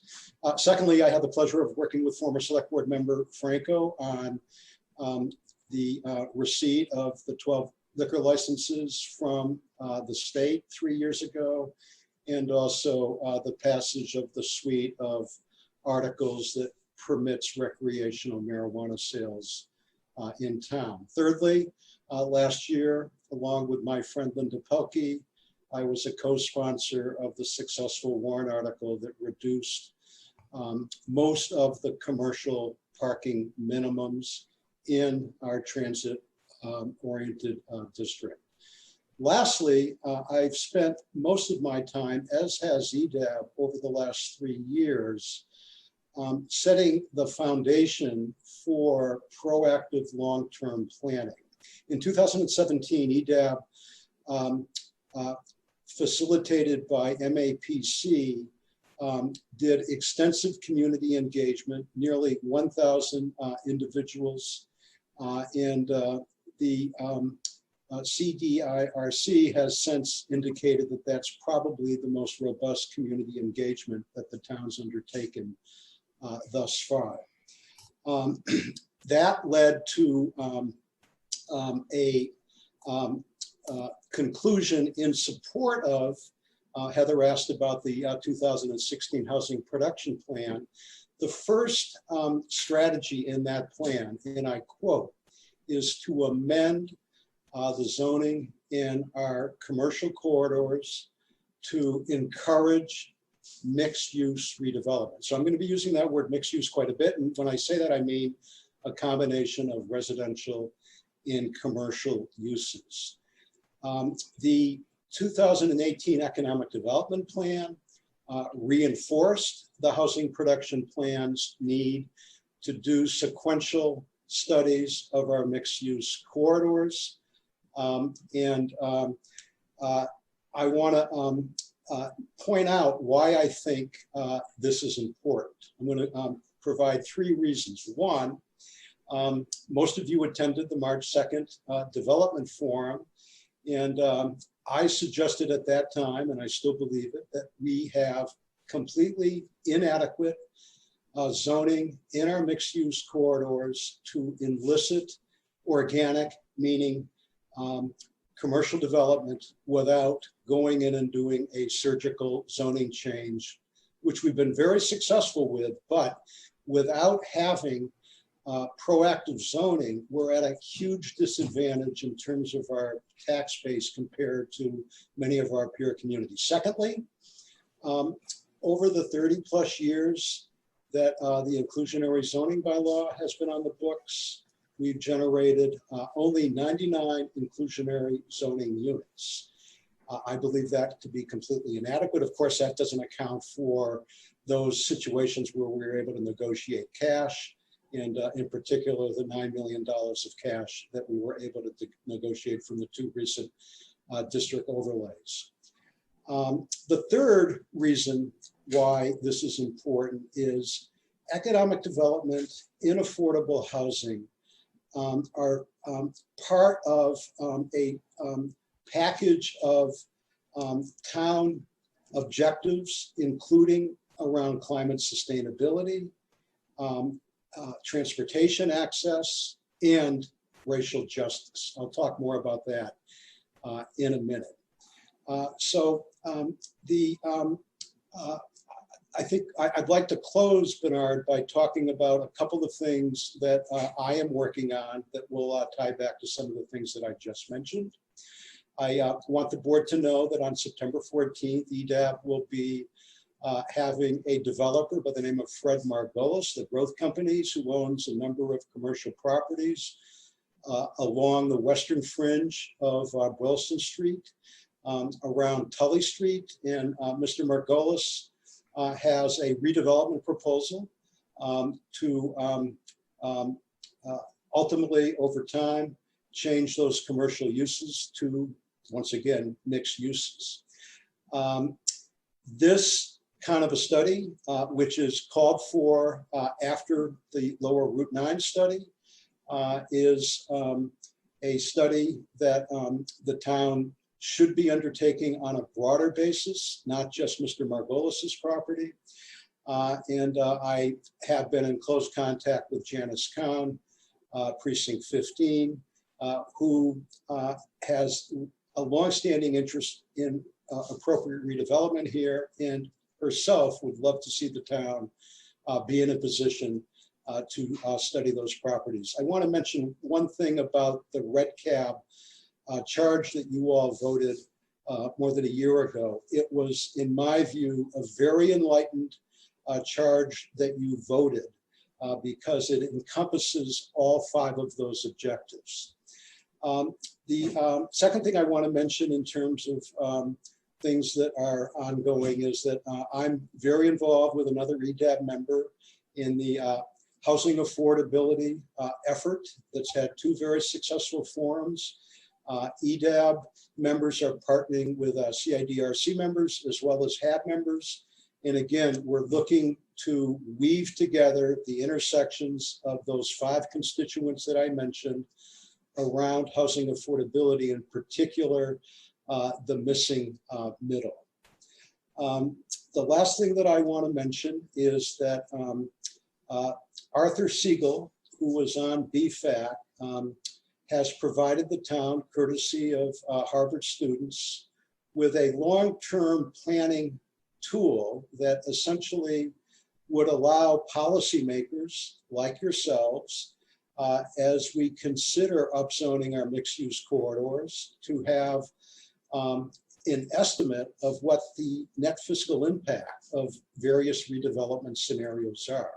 It's a very interesting model, and one that several EDAB members, including myself, have been working on refining, and in particular, focusing on net fiscal impacts of various uses.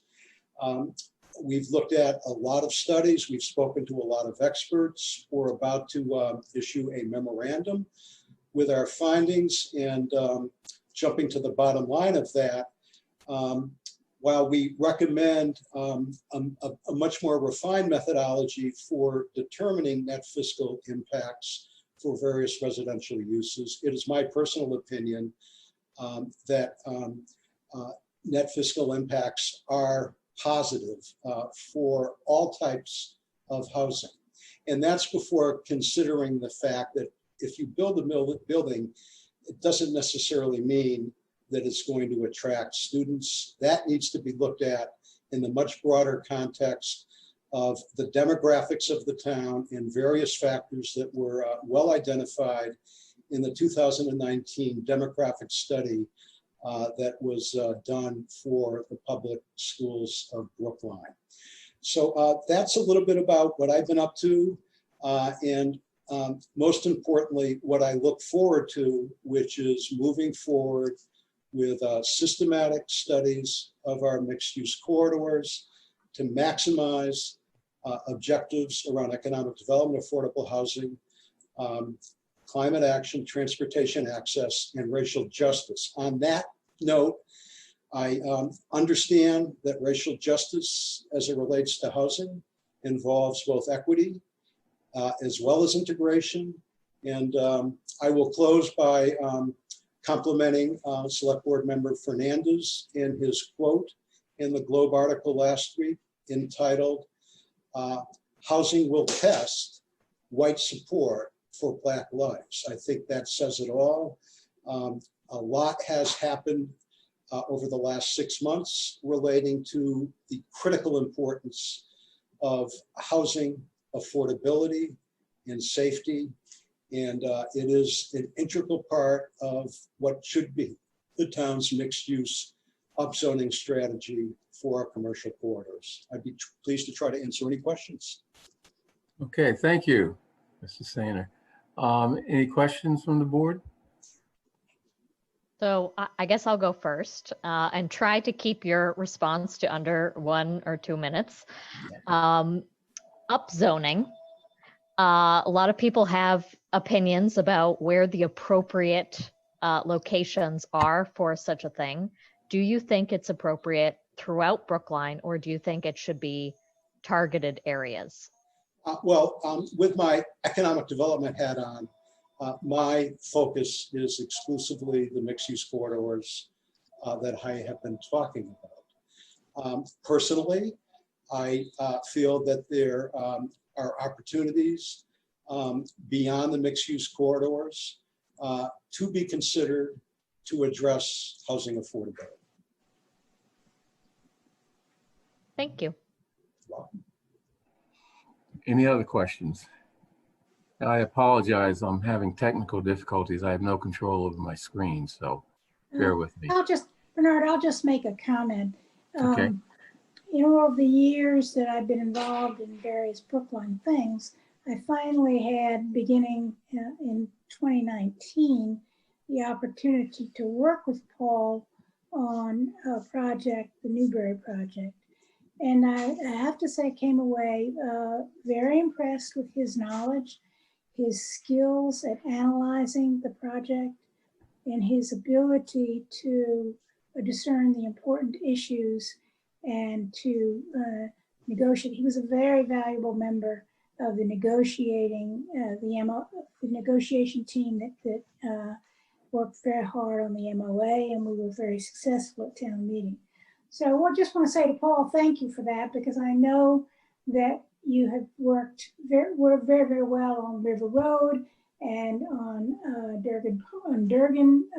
Waldall Durgan, and on other projects, and you've been an invaluable contributor to those projects being successful. So I think that as we move forward, we obviously need to keep in mind that that your skills have been well utilized here, and I, for one, will hope that we'll be able to reappoint you. Thank you very much, Nancy, and I greatly enjoyed working with you and Bernard and the others in the Newberry effort. Great, thank you. Any other questions? I'll just briefly just say, Paul, thanks for your efforts, past, ongoing, and I'm sure future efforts in everything that you mentioned during your opening. It's also important for folks to understand that that the work you do today sometimes does not appear physically until sometimes even years later. And so if we're thinking about the kind of development we'd like to see, and frankly, from a financial perspective, we need to see in Brookline, it's important to understand that while we need to do so with an eye toward what some folks mentioned in public comment earlier, which is really thinking about the impacts of our decisions, we also need to act urgently, because we're already far behind, frankly, and if we don't take the kinds of steps that you were talking about, Paul, earlier, we'll be even further behind, because these things do take some time to play out. So just want to thank you for all your work and for all your comments, especially around inclusion, around integration, around racial justice. Those are really important. So thank you. Thank you very much, Raul. Yeah. I'd like to just add one little comment, and that is that racial justice has to be, in addition to affordable housing, integrated housing. Integration of Brookline has to be a priority. So, for example, when we have, let's say, a 40B project where the affordable units must be affirmatively marketed to attract a diverse group of people who could be potential tenants. We don't also require, and I don't know if we can as a town require, we don't also require that the market rate units be also affirmatively marketed. I think without initiatives like that, affordable housing initiatives really can have consequences that we're not that aren't really the best. And it's always good to have affordable housing, but the community has to look at itself as a whole. And to the extent that we are not an integrated community, we can have as much affordable housing as we want, but that's just not going to be sustainable. I just have one quick comment, and I'll make it short so that I won't embarrass Paul too much with flattery. But I've worked with him on a number of occasions, and I will say he comes as close as anyone I can name in Brookline to being indispensable when it comes to getting development done, and not just any development, but development that fits the needs of Brookline and makes us a better town. And I think he's got a few really good ideas that he is nurturing right now, and he's doing a lot of the work that he always does to make ideas go from just being in your head to sort of being presentable to town meeting and acceptable to town meeting and resulting in development that is a credit to the town. So we're lucky to have him, and it's going to be a pleasure to vote in favor of his reappointment. Right. Yeah. Yeah. I second that. Paul is an indispensable resource here in Brookline, and we would really be far behind without him. We're not going to vote on these positions tonight, I don't believe. No, you're not. It's not down for a vote. So we will have a vote later on at a future meeting, and we'll let you know. Thank you. Thank you very much, Bernard. Okay. Take care, everybody. Yep. Okay, next, question of calling a special town meeting within the November 17, 2020 special town meeting for budget-related warrant articles. Mr. Good Clark. evening. Oh, who am I who's speaking? Melissa Goff, Deputy Town Administrator. Hi, Melissa. Hi, Bernard. Again, I apologize. I have no control over my screen, so I don't know who's speaking. So That's fine. Hopefully you have your packet, because the important information is actually found in your packet.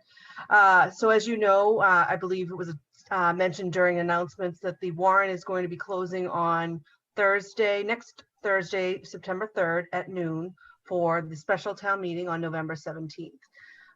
We know that we will be refiling a lot of the articles that we deferred for the annual town meeting in order to make sure that our first virtual town meeting was successful. That being said, we know that there likely will be additional articles on top of the articles that we are going to refile.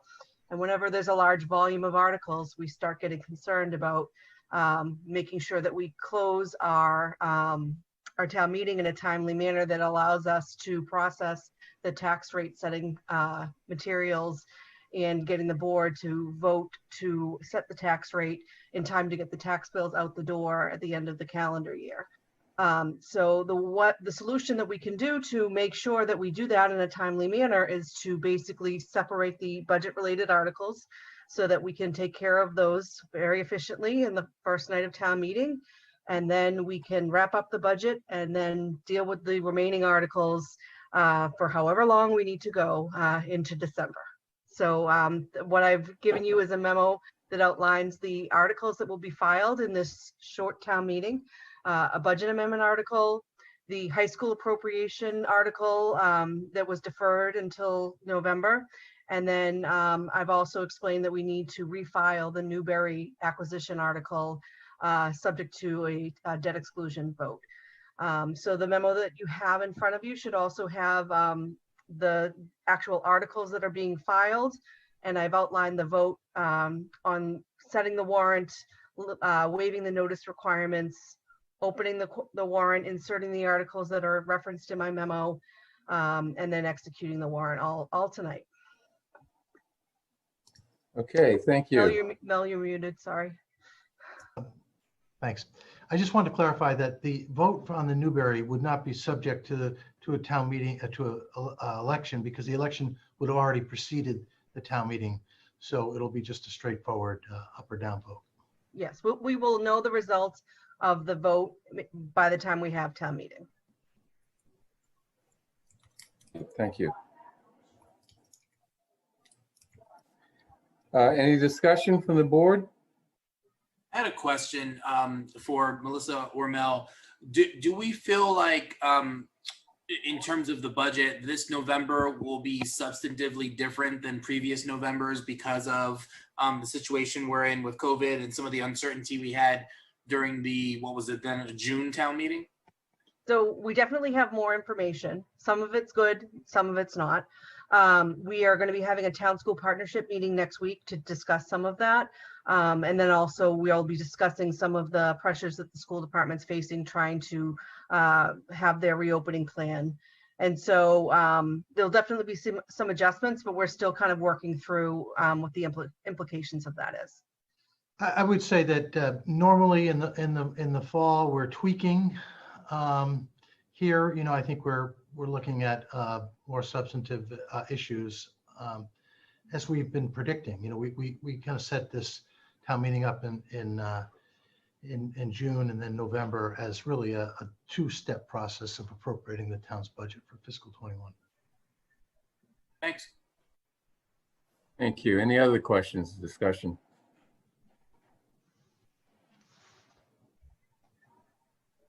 No?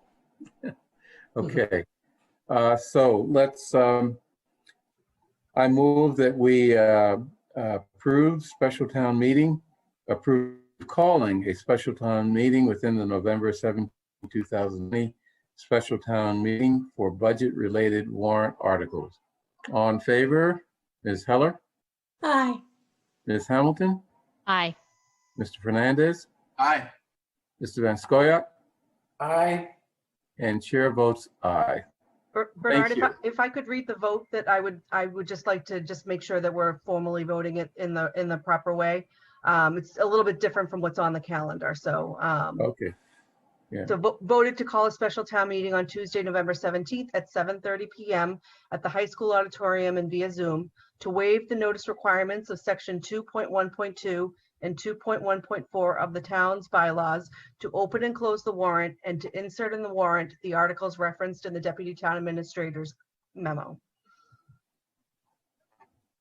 Okay, so I assume that everyone's vote remains the same? Aye. Yep. Yeah, okay, aye. Aye. Okay. Aye. Okay. Again, I apologize. I have, One more vote to execute the warrant for the November 17th second special town meeting. Ms. Heller Aye. and chair votes I'm aye. sorry, my mute was on. Yeah. Okay. Again, I apologize. I'm looking at the screen on my phone because my computer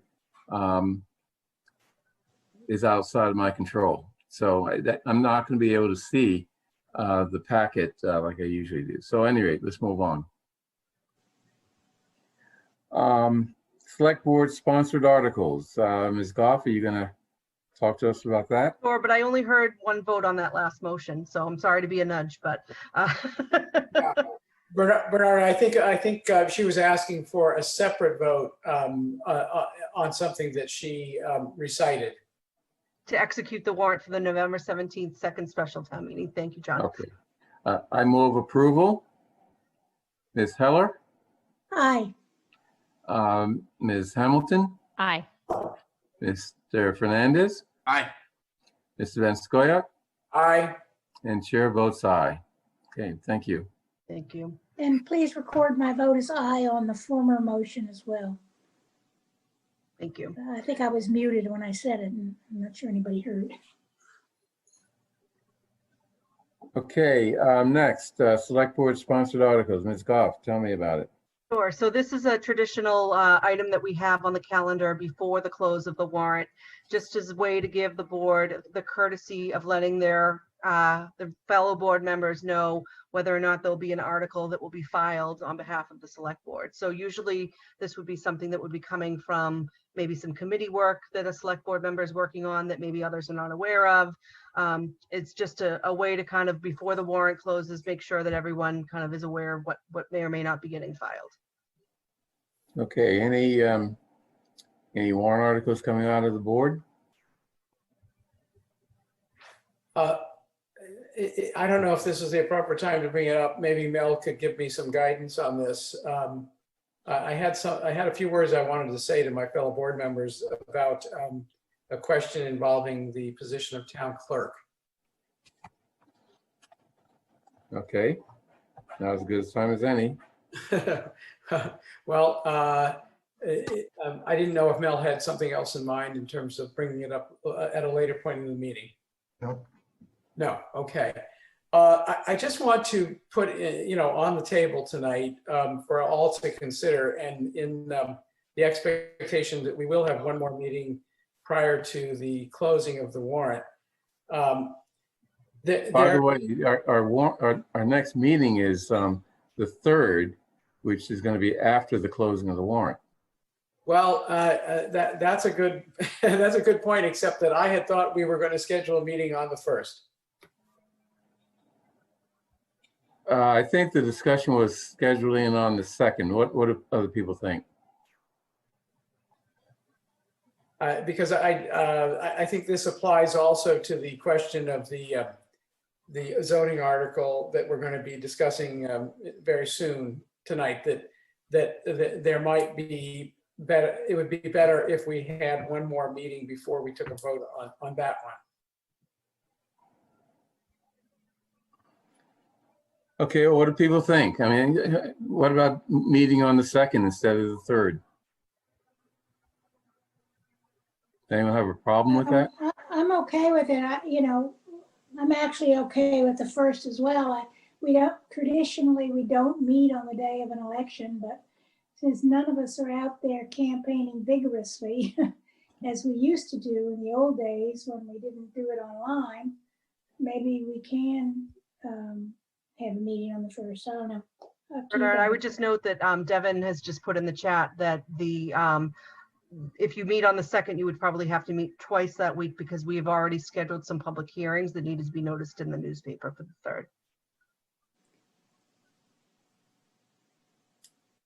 I'm sorry, say it again. So we had to schedule some public hearings and put notices in the paper. So the 3rd's already been bookmarked as a select board meeting because of the nature of having to put the notices in the newspaper. We would just have to figure out how to postpone them. I don't know how. Well, I mean, it's possible we could have a meeting with just one item, on the agenda and not make it a long meeting and even meet, I mean, I would be amenable to meeting during the day if we needed to. So rather than go through the expense and the trouble of renoticing, I don't even know if we have the time now to renotice those public hearings. So the other option, I suppose, is to meet on the 3rd in the morning, start the meeting in the morning and then continue it in the evening. Although that I don't think leaves much time for anything. Okay, what type of renoticing would we have to do, Ms. Goff? Well, I think that you have to put notices in the tab. I mean, it's of course fictional that it really going to For a hearing? Yeah, I think so. Don't you? Melissa would know better than I. I believe in this case, they're grant of location hearings. And so, they require a public notice in the newspaper. It wouldn't be the first time we've, postponed or canceled the meeting. I don't know why we're talking about canceling a meeting that we've already noticed on Thursday. This would have to be in addition to. Can we also figure out if we even need to do this? I don't know that what we're talking about right now. If we're talking about the need to have a vote about what, and maybe we could have our conversation about, I think the 21, the fossil fuel free warrant article. If folks think that we need more time to discuss it, then maybe we can talk about scheduling an additional meeting to do that before the warrant closes, but we haven't even discussed it yet. I think to steal John's thunder, he's talking about a possible warrant article that would bring the town clerk's position into our control officially and not have it as a standalone elected position. Well, let's get to it, John. I'm happy to do that, and I'm sorry that this I created some confusion with how I went about this. Honestly, I thought that we had discussed having a meeting on the 1st at our prior meeting, but maybe I just misunderstood. All right, well, here's the sort of lay of the land. We have been through the very unfortunate experience, and it was unfortunate more than for more than anyone. It was unfortunate for Pat Warren, our town clerk, that he has been medically indisposed for many months, and we are unanimous in concern for his health and in hopes and prayers for his recovery and return to health.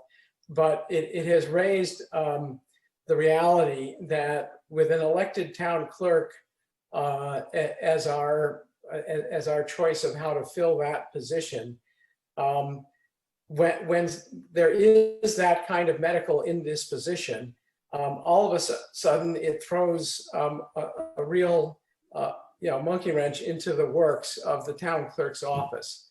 And the town clerk's office is as vital to the functioning of town government as anything else that we do at town hall.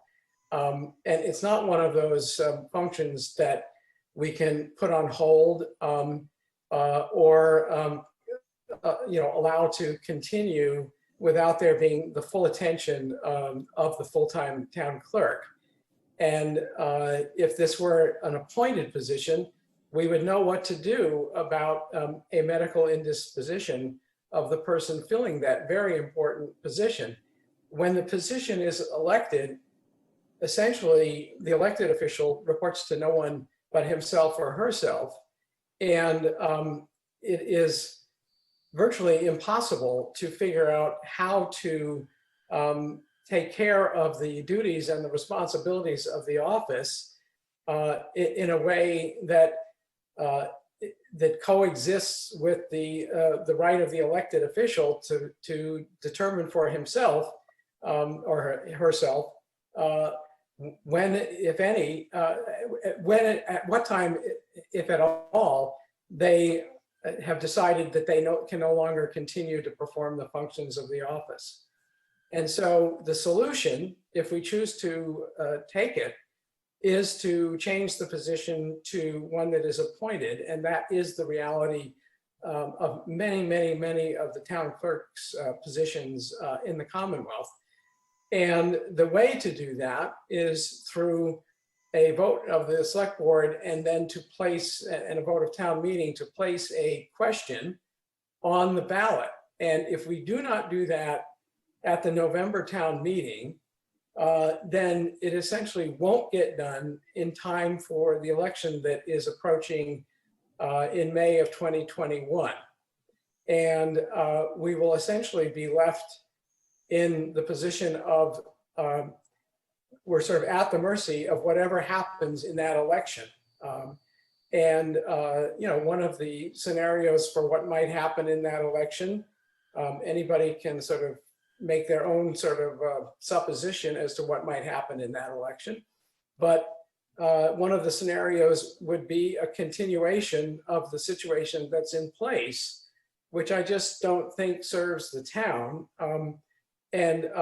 Another of the possibilities would be an election in which a person runs who we would hope would be fully qualified to do the job, but we cannot guarantee that that person would be fully qualified to do the job.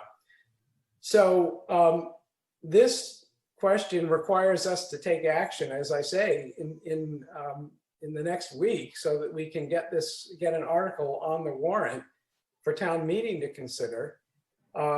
And it requires us to think very seriously about our options for catching up on many, many of the things that are sort of in need of attention right now in the town clerk's office, but also guaranteeing that in the future, we don't face another situation such as we have faced in the past year, where because of a medical indisposition, we are without the services of a full-time town clerk. So I just want the other members of the board, I hope they'll spend the next week thinking about this and deciding if they are comfortable with going ahead with a warrant article that would change the position to appointed, because we have to make that decision, or essentially the calendar will make the decision for us. We will have run out of that option. Do you have a draft of a warrant article for this? I do not, because So we're quite sort of honestly, up against we the haven't had wall. a chance to, we haven't had a chance to have this discussion. When would you get a warrant? When would you be able to produce a warrant article? Or, you know, when would anyone be able to produce a warrant article? Well, this is why I brought Mel into, you know, I mentioned Mel in particular. Yeah, I'm happy you know, I think with the support of town hall staff, it would be a pretty cut and dried warrant article. This has been done in other communities at other times, and there's not that much mystery as to how to draft a warrant article. Okay, so the issue of our meeting in September really arises if the select board is going to be the sponsor of this article. Whereas if you're going to be the sponsor, we don't have that problem. Is that something that makes any sense to you? That's true. I have to say, I don't think it's a decision I would feel comfortable making on my own. I think it, you know, it's a decision for the select board to make. Can I ask a question? Mel was trying to jump in, I think. I'm sorry. Okay, sorry. I don't see I know you anything, can't so. see him, yeah. Thank you, Raul. I was just trying to clarify. So just to be clear, there are two steps to this process. One is a town meeting vote, and the other is a vote of the electorate at an annual town election. You can only take this up at the annual town election. And it's the question for the election anyway is very explicitly stated in the general laws, which says, shall the town vote to have its elected town clerk become an appointed town clerk of the town? And that's it. So, you know, I think that's essentially what the warrant article would say. You have to have both. It has to be done in an annual election. And John is right. If you miss the 2021 election, then you are then tied in for another 3 years of the current status of an elected town clerk. So just a clarifying question. The town clerk's position is up next May. So if we have this question on the ballot, then that doesn't appear, or do they both appear? They both appear, and in the case of, if they both pass, the position would become appointed. And we would just appoint the person who won the election for town clerk? No, there's no obligation to do that. We would just revert to the way the town appoints its department heads, which is under the Town Administrator Act. So conceivably, somebody runs for this position, but then they Is don't unable to, actually right, get it. Correct. Could I ask a question? We do have the power to call a special election within the special.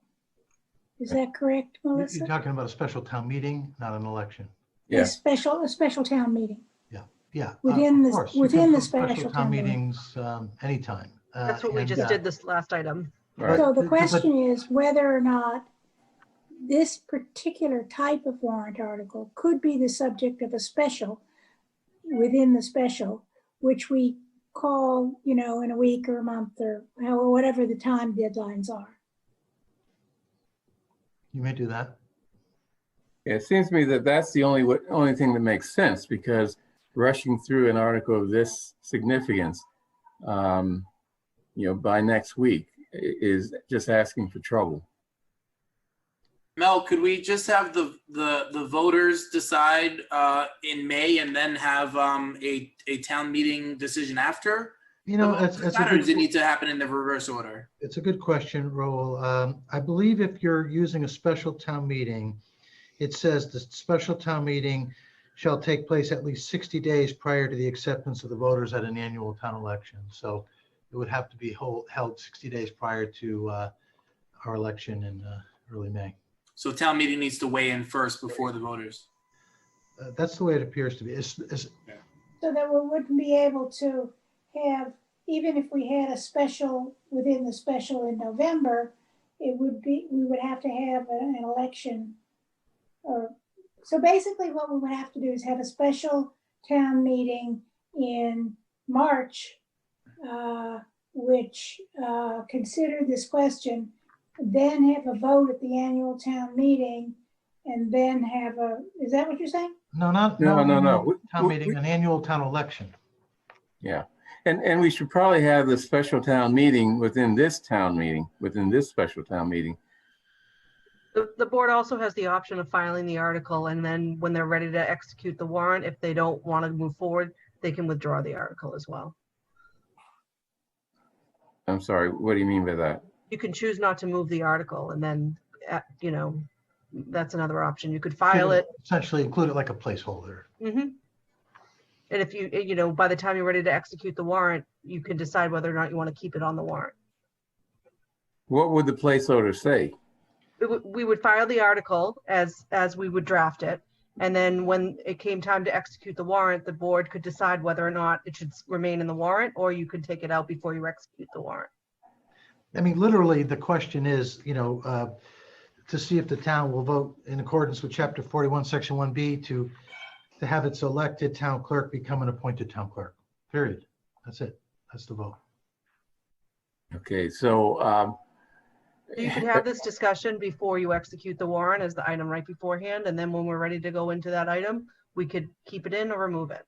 What's the date that we have to execute the warrant? So it says as soon as practical afterwards. So the warrant closes on the 3rd. And so the very next board meeting would be when we would execute it, probably the following Tuesday. okay, so if the board if the board wants to go forward with this, seems to me that the language that Mel just mentioned could be put together in a warrant article filed by the board or by John himself, and we can then handle it one way or the other after at our meeting on the 3rd. Well, I would think though that if the select board is going to sponsor the article, we'd have to do that before it's filed. I'm not sure that we could change from John to the full select board between the warrant closing and the execution. Is that correct, Melissa? You know, the board has the authority, if they're filing articles, that they can remove articles that they filed. So if you choose not to move it, you can remove it before you execute the warrant. If we didn't file it, we can't, you know, we don't have the authority to remove it, so. Nope, if John gets 10 signatures, then he can file the article. But the question is whether or not the select board wants to put this in as a placeholder right now, and we will talk about it before we execute the warrant. And if we can't agree, we'll pull it. If we agree, it stays in. Okay, It makes sense to me. I mean, it's so simple. The language is so simple that it's not as if it's complicated or anybody can't understand it. So I think we should do that and keep our options open. I will also say that I think we've reached a point that the worst possible case scenario, okay, where someone who holds this position is out on medical leave during a pandemic, during a presidential election. If there were ever an argument for why an independently elected position, which, you know, my values, I don't like to mess with those types of things, but we've seen the worst case scenario, and we have been on the receiving end of all the criticism of what we haven't been able to do because this position does not report to us, and it's messy, and I would like to clean it up. Okay, so I move that I move approval of a warrant article in the form that Mr. Kleckner recited earlier, to change the elected town clerk to an appointed position. Do we need to say anything more than that, Melissa? That works for us. We'll take that direction if the board decides to vote affirmatively. Okay, so I move that, or I make that motion. All in favor, Ms. Heller, Aye. Ms. Hamilton, Aye. Mr. Fernandez, Aye. Mr. Van Scoyac, Aye. and chair votes aye. Okay, so we solved our problem. And so before I depart, I just want to remind people that in order to file your warrant articles, you need to schedule an appointment with the select board on the town's homepage under latest news. And Devin's done a great job promoting through social media. We have an app called Calendly that allows people to book appointments with the select board's office. It's very easy. And thanks, Devin. She just put the link in the chat as well. And Mel's got the QR code up. It works too. Oh, very good. I Hope wasn't you want to sure. do it, Melissa. Very good. So if someone's watching right now and you put your iPhone up and open your phone app up, you should be able to use that QR code to get right to the link. Okay. Okay. That's all. Any other potential warrant articles? Other than what we're going to talk about next? Can we resolve the question of whether we are indeed going to have a meeting on the 2nd or the morning? No, we'll have a meeting on the 3rd after the warrant closes, and we will make a decision as to whether to keep the warrant article on the warrant or take it off. No, I'm referring to our upcoming discussion of the zoning article. You mean fossil fuel free? Yeah, I speaking for myself, I would like to have another week for the many suggestions that we're going to hear upcoming in our discussion of this to be incorporated into what is put on the warrant. And that would require a meeting before the closing of the warrant. Can we have this discussion first? I mean, I mean, maybe at the end of it, I won't feel ready to vote tonight, but I do feel ready to vote tonight. So I don't want to start scheduling a meeting unless a majority of the board after the discussion feels like we're not ready. I hear you. Okay, well, let's have that discussion. Who's starting this off? Happy to start. Thank you for. Is that Jesse Gray? Yes, this is Jesse Gray. Sorry, can I just interrupt for 1 second? Sorry, Jesse. Steve Hyken, can we promote him to a speaker position? That was, Devin, are you able to do that? He's not in the attendee list. He's not here. Okay, He is on the call. He's told us he's listening and he's the chair of the planning board, so it'd be great to be able to promote him, but I'll proceed and hopefully we can promote him. So I'm Jesse Gray, Precinct 10, town meeting member. And you helped start a movement last fall with your support of warrant article 21. All eyes are on Brookline. And this is not some kind of ego trip. We actually are making change at the state level. This is how change works on climate change. This is how we actually solve our climate problem, is that we start a movement in a place like Brookline where we have political support. It happens here first before it happens at the state level. So tonight we're asking you to continue to support this change, which is moving the needle in 4 particular ways. It's not just all eyes, there's 12 communities that are now funded by a grant from the Rocky Mountain Institute, a premier think tank, and they are watching us.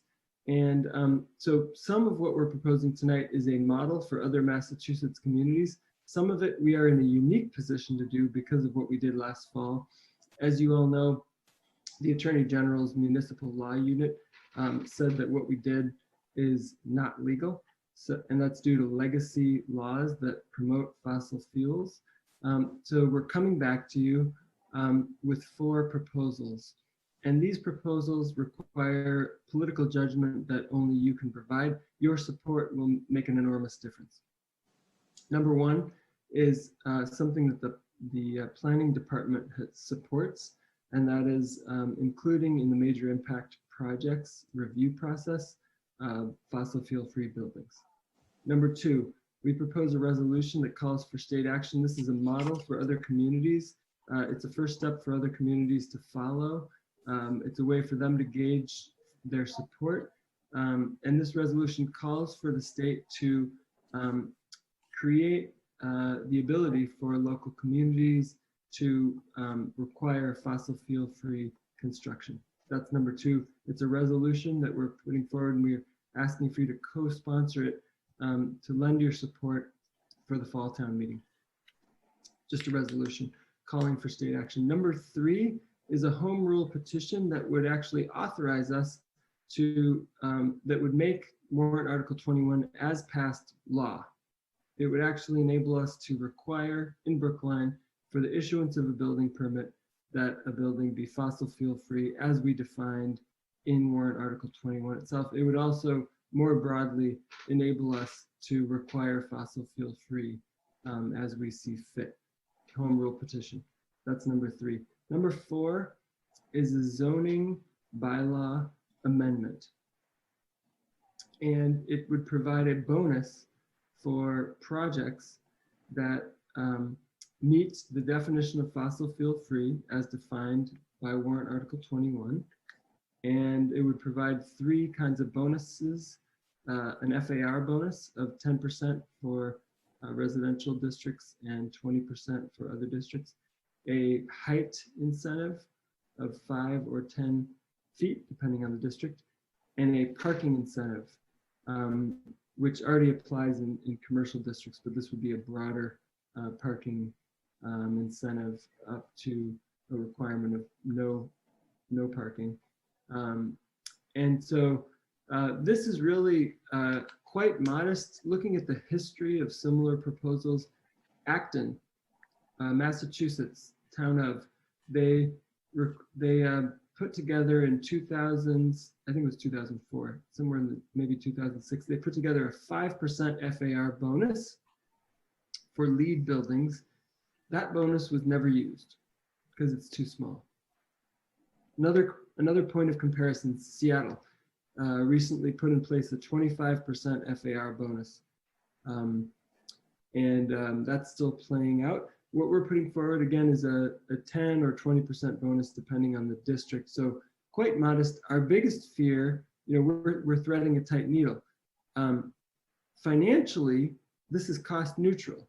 I think we convinced town meeting of that last fall. The vote was 211-3 in favor of warrant Article 21. Nonetheless, we need to change developer behavior. And behavioral patterns are ingrained. So it's not a cost issue, it's a behavioral change issue. And we're threading a needle in the sense that we need it to be big enough to change behavior. People are set in their ways. And we need to be small enough that, it's not gonna, change our neighborhoods too much. It's modest enough that it's gonna pass town meeting. We think we've done really hard work. We've consulted key stakeholders, and we've threaded that needle with this proposal. So if anything, we're worried that it's too modest. But tonight with us is the chair of the planning board, Steve Hyken. Looks like he's incorrectly labeled as Lisa Cunningham. So I would turn it over to Steve and then potentially Lisa Cunningham and Paul Sainer if there's additional time. Thank you. Okay, you've already used up a lot of the time, so. Well, thanks members of the board, and thanks Jesse for starting us off. I've really focused with the members of this working group on how this strategy fits in with the existing zoning bylaw in a way that is as simple and straightforward as possible. But also the general goal here has been to implement town meeting's clear desire to get fossil fuel-free buildings as an established practice in this town, and to find a workaround to the Attorney General's, slap down because it is in conflict with the building code. she encouraged us to use this incentive method. And I know there have been several questions about making big changes to the zoning. This is about as modest a set of changes as I think we could come up with. And it's still subject to the discussion that will go on in various hearings that will take place between now and town meeting, in that there are certain parameters here which could be reduced if people feel they're too large. In a nutshell, we are trying to provide incentives that are town-wide. These are probably interim or placeholders until such time as the state Bureau of Building Research changes the state building code to require fossil fuel-free buildings. We don't know when that will happen.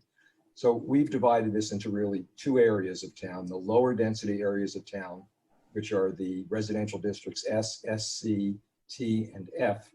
And in those districts, we are offering a modest by right FAR and height bonus, a 10% FAR bonus and a 5-foot height bonus. And I missed Dick Benka's comments earlier, but I heard he raised some questions about that. I think it was actually a good catch. And I think this had to do with a discussion that came up at the Runkle School. But when we say we're adding a 10% FAR bonus, we are, if we have like an S district where the FAR is 0.15, we are not saying make it 0.25, we're saying make it 0.165. Similarly, the largest FAR in those lower density districts in the F districts is 1. So in that district, a 10% bonus would be 1.1. But those would be by right.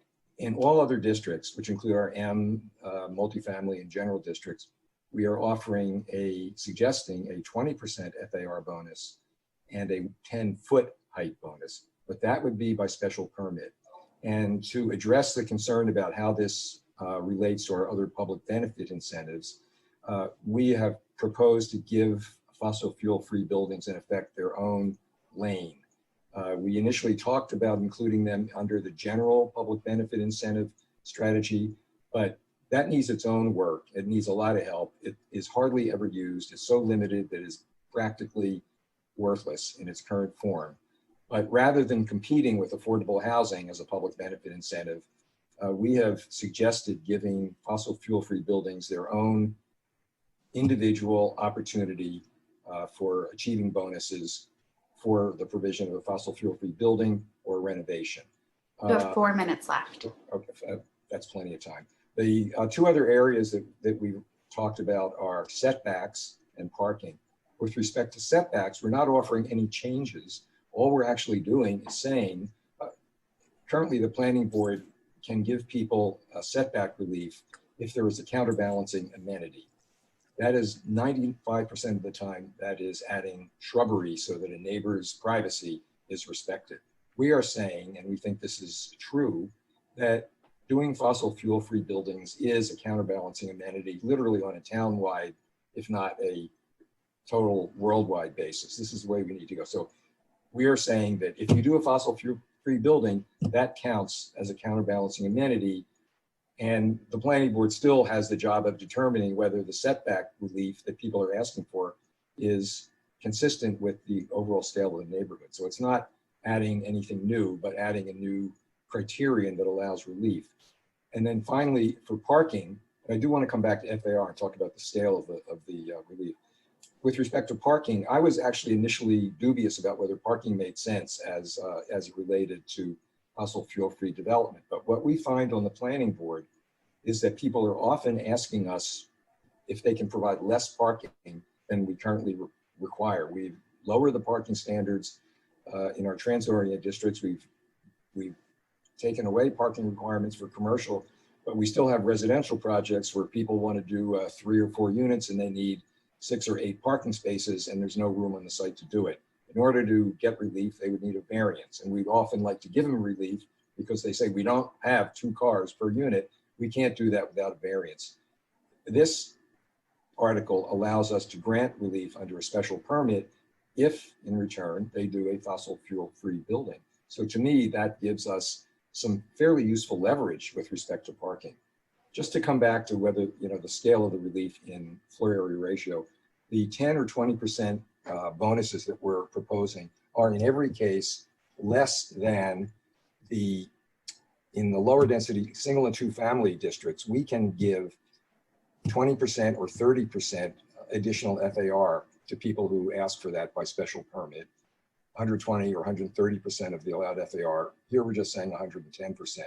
And in the current public benefit incentives, for those few sites that qualify, the 20% increase that we're proposing here for fossil fuel-free buildings is less in every case than the amount of additional FAR that's allowed if you meet the current public benefit incentive. So it's really quite modest and works very well. It's very simple and clean, but we have a lot more work to do on the zoning, but this does not upset the apple cart by any stretch of the imagination, in my opinion.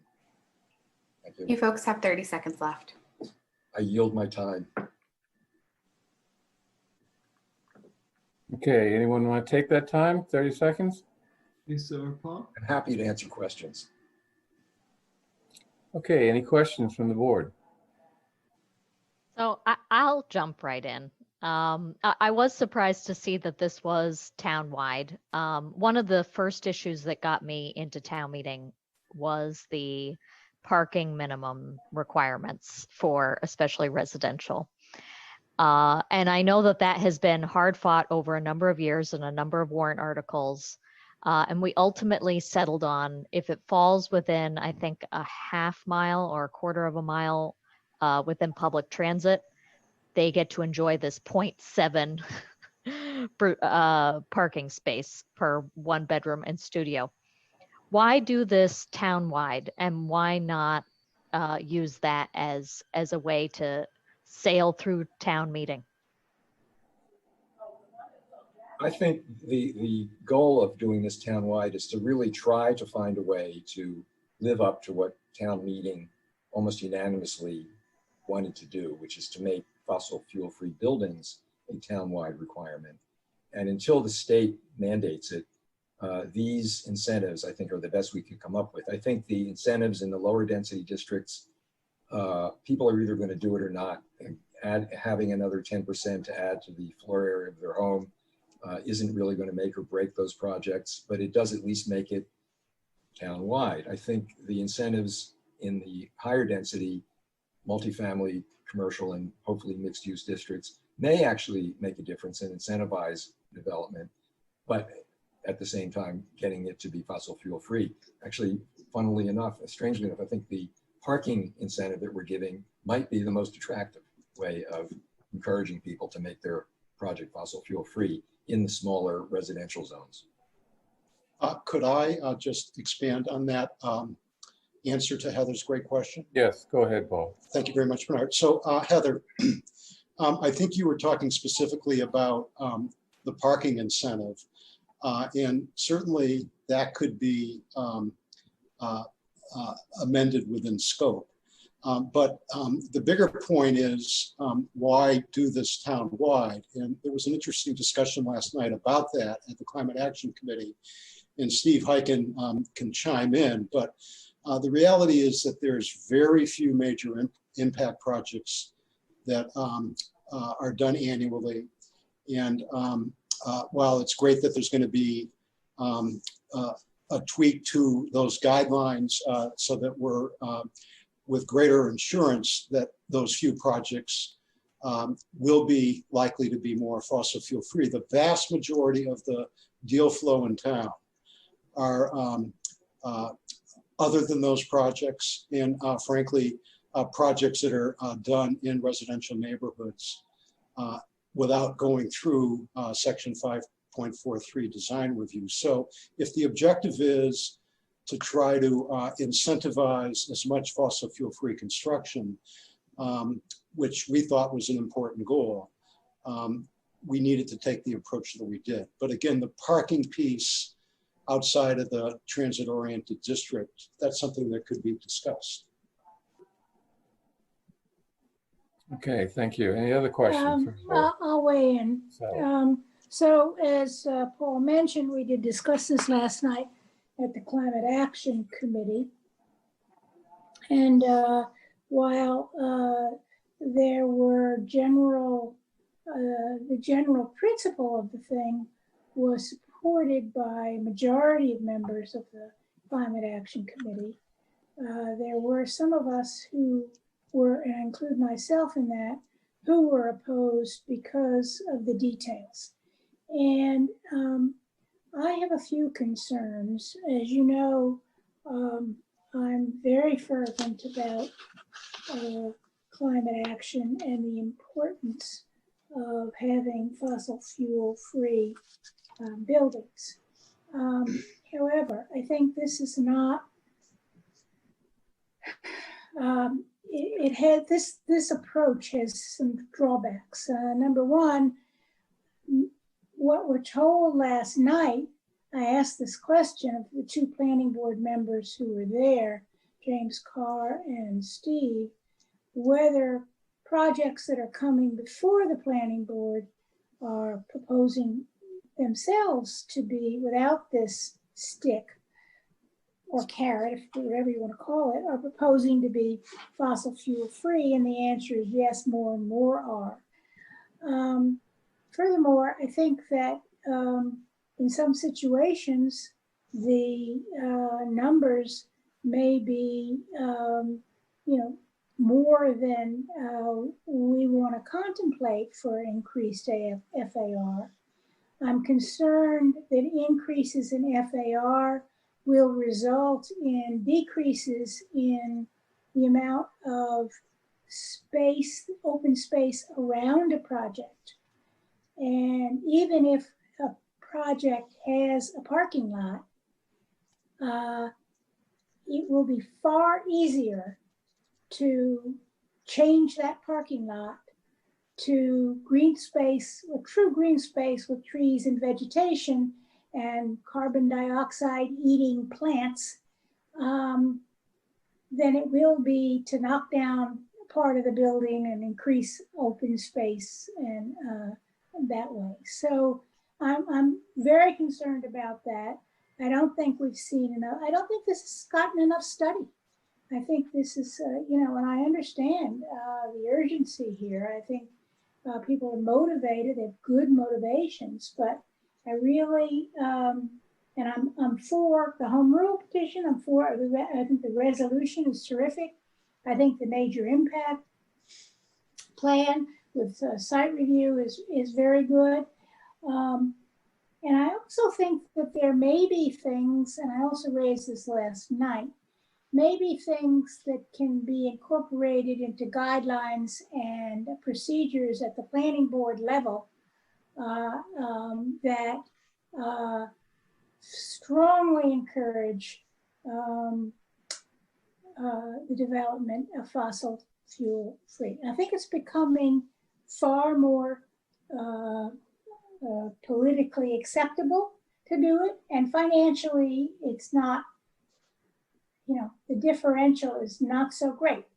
So I think we're coming to the point where the developers will do it anyway if we push them and give them the right direction.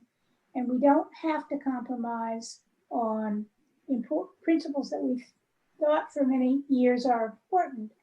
If we do compromise on, say, parking or whatever, I would like it to be in the form of more open space, because I think that's what gets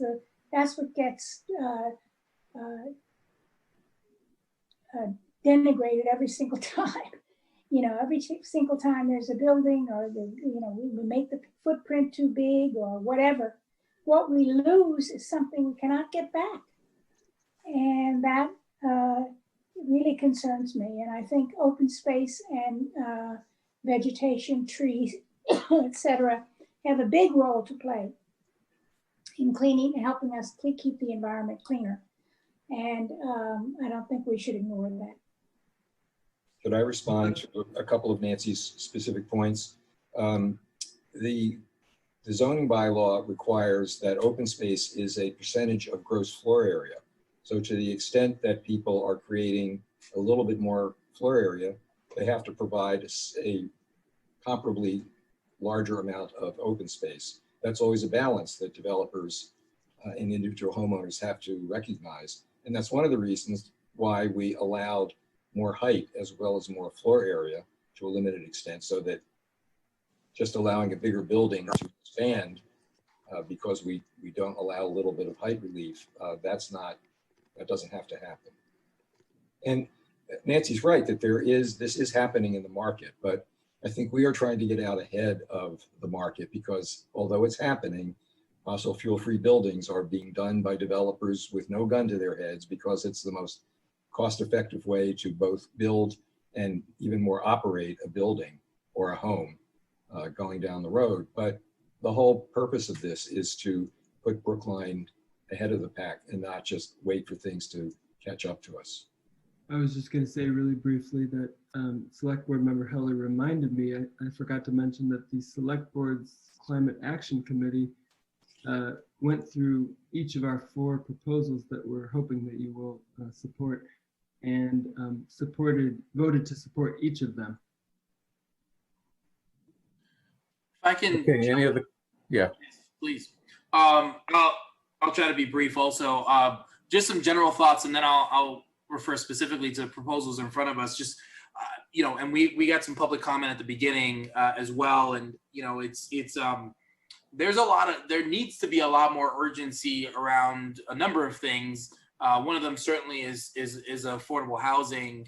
And another one is what this group has tried to do through a warrant article that was sponsored overwhelmingly, almost unanimously by town meeting the last time around, and is trying to do in a different form in this town meeting, which is addressing the climate crisis, which is something that not just those of us who live in transit-rich areas need to pull our weight in, but that everyone across town needs to play a role in this, and the kind of development that they're talking about that I know many on this board and in town support needs to happen not just in transit-rich areas, but everywhere across town. If not immediately, then soon after. As it relates to this particular proposal, I mean, what we're talking about here, I get when folks say this needs more study. Everything always needs more study. The folks I'm looking at on my screen right now are Lisa Cunningham, Jesse Gray, Paul Sainer, and Steve Hyken was on here just a second ago. These are folks that have been around the block a few dozen times.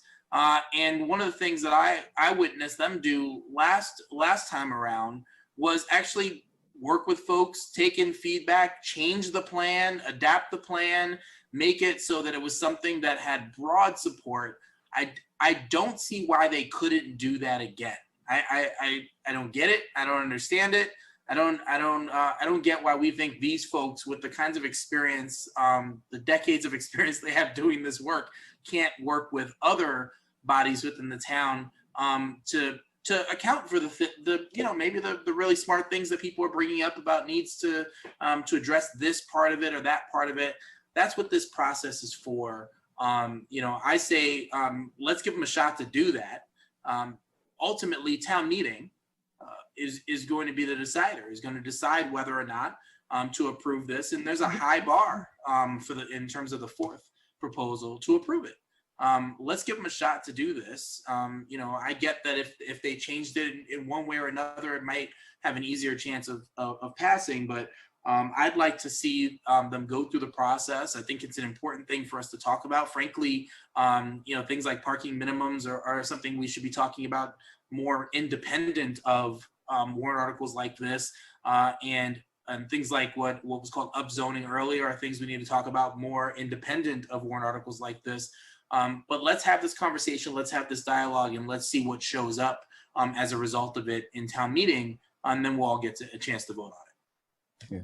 Well, last time around, the discussion and revisions to to warrant Article 21 occurred before the warrant was about to close, and we had a sustainability administrator who could really guide that.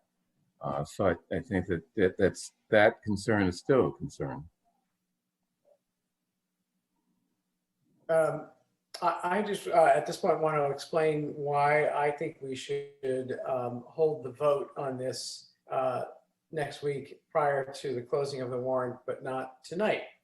I absolutely share Select Board Member Fernandez's enthusiasm for this, and I will be upfront with everyone.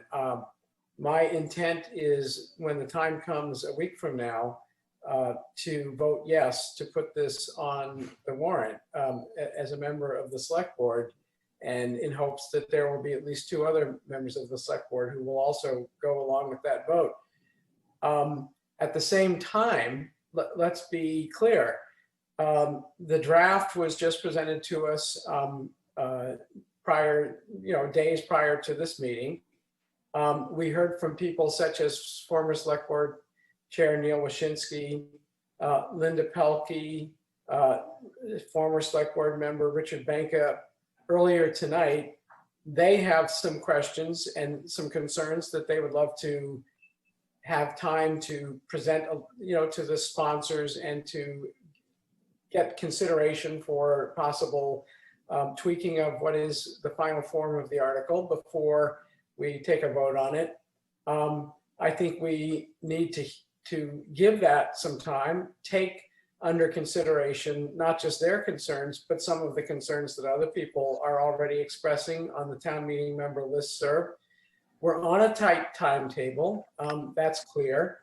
But I think the right way to go with this is for the select board to be co-sponsors of this with Jesse, with Lisa, with the others who have brought this to us, so that in the 2 months between the closing of the warrant and the town meeting in November, there can be the staff support mustered to do every possible improvement to this article, with the aim that when it comes to town meeting, it will sail through, just as Article 21 sailed through.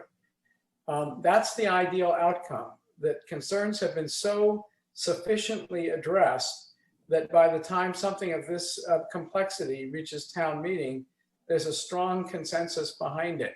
And I think the leadership of the select board will help greatly to build that consensus. But part of leadership is taking the available time you have. We don't have a whole lot more, but we do have another week.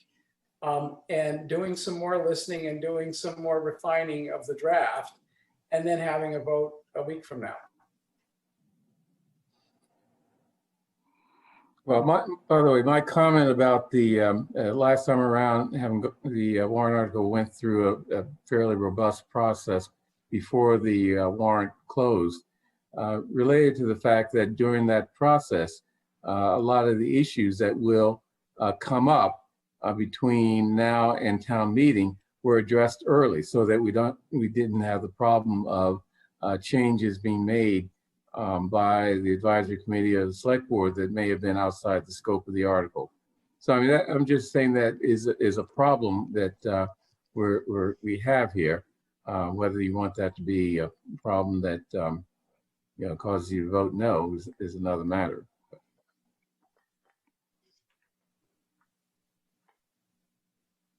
Any other discussion? I guess I'd like to just ask a couple questions. Is there any sense of the home rule petition, its chances in the legislature? I have spoken with Tommy Vitolo about this, our state rep, and he has said that the earliest that the legislature would be able to act on this kind of legislation generally would be the spring of 2022. That's the most optimistic scenario. He's not necessarily super optimistic about the home rule petitions. It's hard to predict what kind of chance it would have. And I would just emphasize again that the kind of leadership we're showing here in Brookline is being watched. And the fact that we're able to do this here is catalyzing change in other communities. And once those other communities show their support, Tommy and others who support this kind of agenda in the State House will be able to identify state reps whose communities have overwhelmingly supported this kind of legislation. And that is what ultimately catalyzes change at the state level. Okay, any further questions? So Mr. Van Scoyoc suggests that we take this up next meeting, which raises a question of when that next meeting will be held. What do people think about that? If it secures a third vote, I will be happy to clear my Wednesday evening agenda. Sure. Yeah. And what can I say? But yeah, when you name the time, I'll be there. I just want to make sure that if we're going to schedule an additional meeting, it isn't just for all of us to just sit back and ponder. I'm still not clear on what work will be done between now and when we meet next Wednesday, and who will be doing that work and what that even looks like. So that's my only concern is, just protecting time, and if it's anyway, I'm not clear on what is going to happen between now and Wednesday. Well, I'll throw this out there. As supportive as I am of the concept, I want to really understand some of the incentives. I totally agree with the doing away with the parking incentive, and I think townwide that's actually great. Other people will vehemently disagree with me, and I completely understand why they take that position. But I want to understand more about public benefits, and when somebody says that this will change somebody's ability to build, 50 feet above what they can by right now, I would like to kick the tires a little bit and understand if all of these incentives, as they're written right now, are necessary, or if we can just focus on doing away with the parking, which I think is what developers care the most about. It's the biggest cost item to them.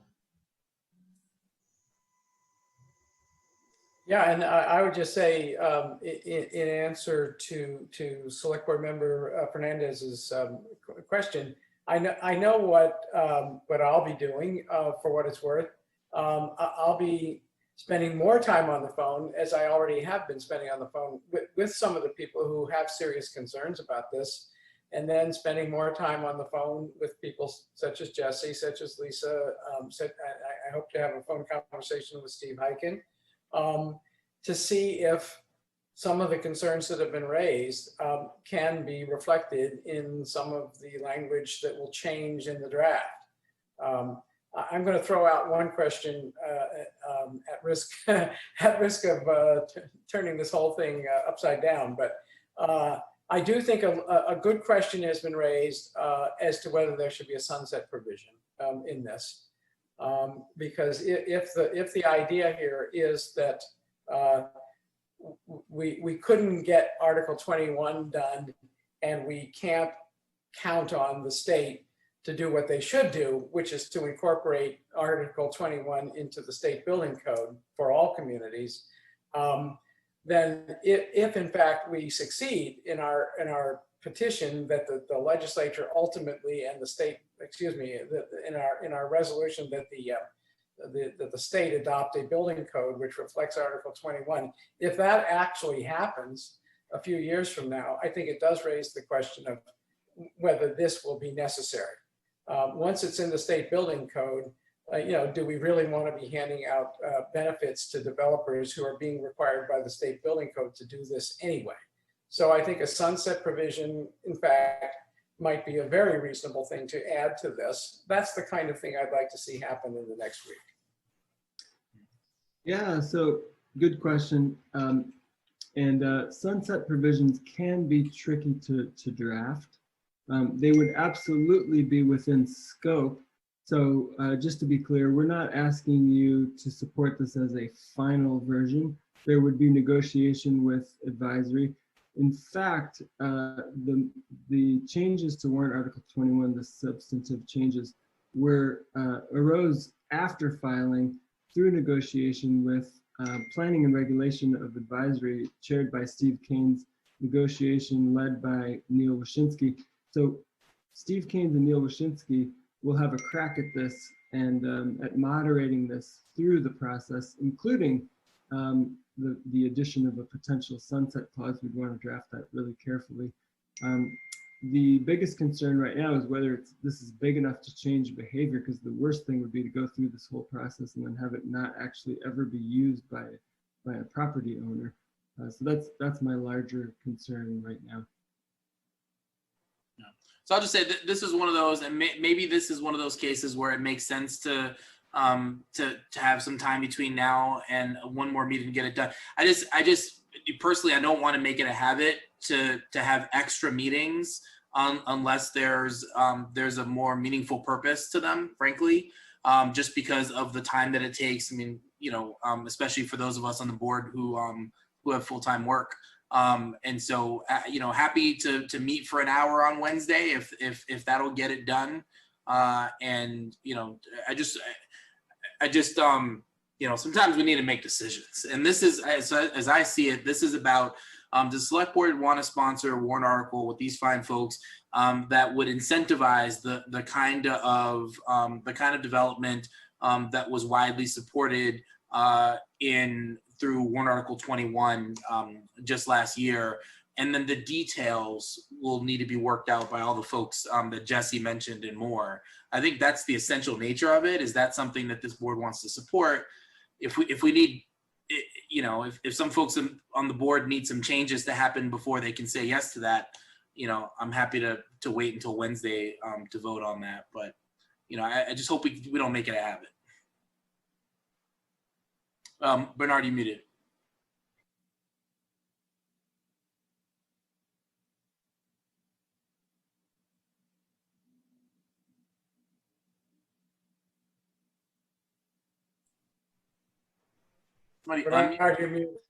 So I can ask him to unmute himself. Bernard, if you have lost your Zoom, I would log out and then log back in.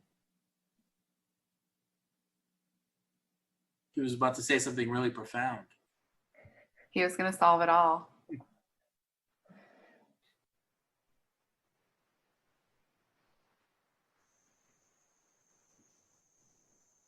So while we're waiting for Bernard, I guess we have to figure out what time on Wednesday would work. I understand that Bernard has a meeting at 5 or 5:30. 5 o'clock. So I guess is that scheduled for 2 hours? It's an hour and a half.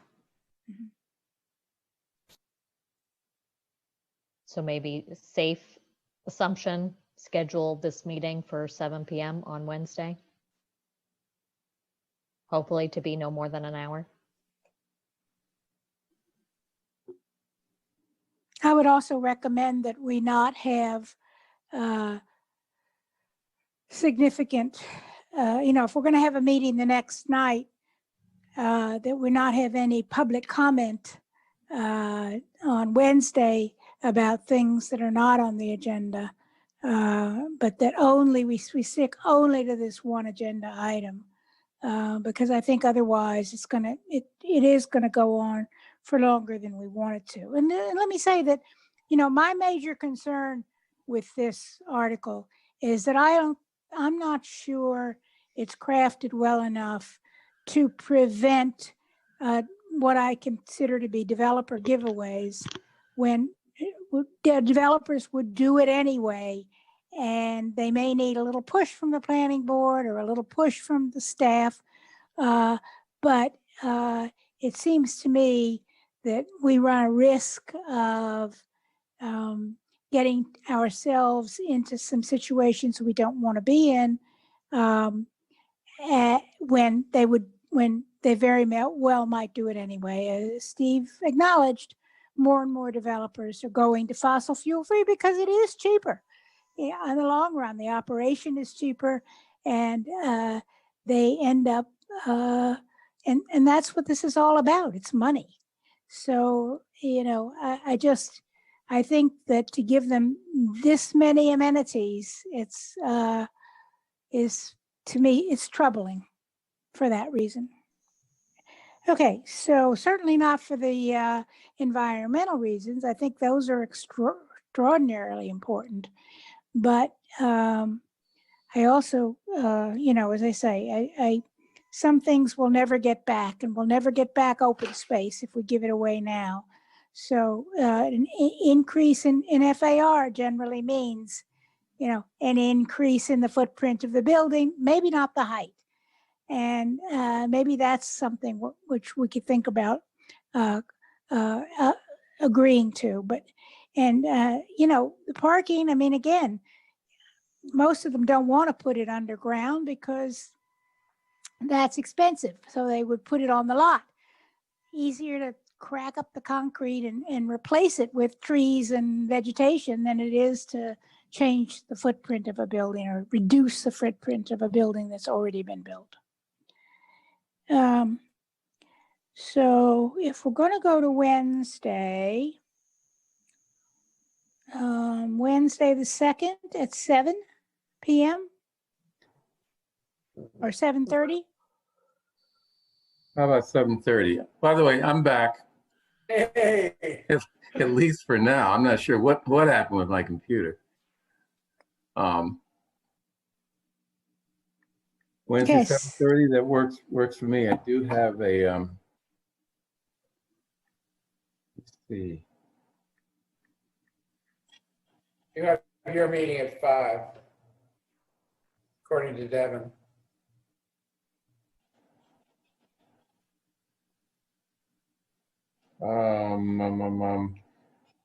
No, my meeting, what's that, Devin? The policing committee? Yes. Yes.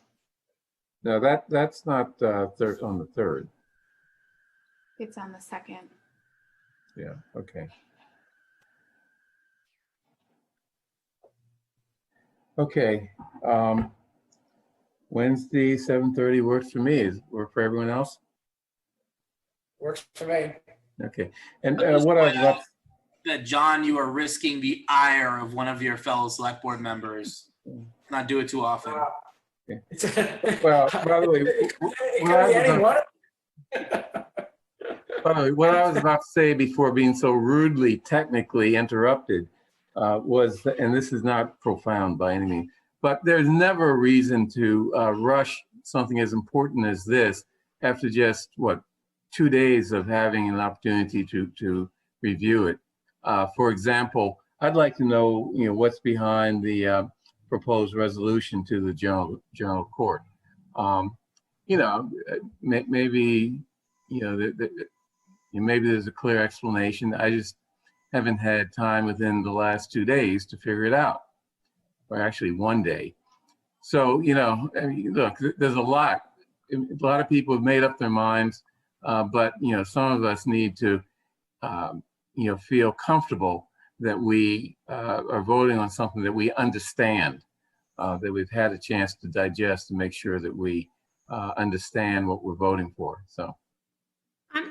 Can I just, I'm sorry to interrupt. I don't know if this is procedurally okay, but we just became aware that Steve can't actually talk, but he can't make the meeting next Wednesday at 7. Is there any possibility of having it on Tuesday instead? I'm here. I can talk. I got Oh, that. you can. Oh, I didn't know. You came into the chat. I didn't know if you could. There's an election on Tuesday, so we talked at a previous select board meeting that we would not meet on a day where people are encouraged to vote. Well, we're not going to be walking the streets whipping up votes, but we may be on the phone. And trying to get the 5 of us to agree on a time, with very limited time, that comes first, quite honestly. Well, you select board members need to do what you need to do. I can decide whether I want to punt the Well Tower DAT meeting and be available next Wednesday. There are a bunch of other people who can handle that, I think. So we'll see. When does that meeting start? DAT, I think it starts at 7:30, maybe 7, probably 7:30. Okay, any further discussion on this? Okay, grant of a location, public hearing. Oh, God. Do we have to vote? Sorry. No, I thought we were gonna vote next week. No, I'm just saying vote to hold the meeting or not. I'm sorry. I don't know if we have to. Yeah, do we that. don't. I don't think we have We to don't. vote. We just agreed to do Okay. it, and we're going to do it. Okay, I'm sorry. Yeah. Okay, we can vote if you want. But It's just as long as we're all on the same page. So it's 7:30 Yeah. next Wednesday. Yeah. Yeah, okay. Okay. Okay. And next, grant of location, poor Eversource. Not that really. Any rate, they've been around for a long time, waiting for us to finish. Is it Karen Johnson who's going to present for us? Hi, I'm here. How are you? I don't know. Hi. I don't have video. That's all right. We hear you. Okay, good. My name is Karen Johnson. I'm here on behalf of Eversource Energy, and we have two tonight. Actually, the first one is a request to grant a location to install conduit in Grove Street to provide electric service to a residential property on Jerry Road. And it's my first time being with you, so I'm not sure what else you want me to say. But just for the record, introduce the other matter that you're before the board for. That is a request for grant of location. 1 second. Dudley Street. Right, Dudley and Walnut. Right. Correct. Okay. I don't know, anything else you want to add before the board asks questions and then we open up for public hearing? I don't have anything else to add. Okay. Any questions from the board? I just want to make sure that I believe this is the project that has a attestation about the gas leaks. Is that correct, Mr. Kleckner? But that the other project, at least it wasn't in my packet. So I believe don't they have, both did. Let me find this one. well, I only have on 14A, there was almost no materials in my packet on number 15, which is the grant of location hearing at I think there may Dudley have and been Walnut. some mislabeling of the of these two things. But if you look on page 129 of your packet, you'll see the gas leak investigation, which indicates there are no gas leaks within the project limits or abutting street. Page 129? Correct. Yeah. The most recent packet. You may have an earlier one. Well, I have the one from Monday. Is that not good? Devin, is that the one? Yeah, the packet was updated. I thought you had one today. I can stipulate, Mr. Chair, that there is a form for a gas leak investigation for the Grove Street project, and it's indicated and signed off by an authorized National Grid representative that there are no gas leaks. I'm sorry, Mr. Kleckner. I was not talking about that. I see that one. Oh. I see Grove Street. What I don't see is Walnut and Dudley. So I guess we'll get to that when we, I don't really have any documentation on Walnut and Dudley. That's on page 143, so we have that one too. Yeah, Nancy, the item 2020-0825 packet, they sent it together as one item. So both of those are in that document. Okay, well.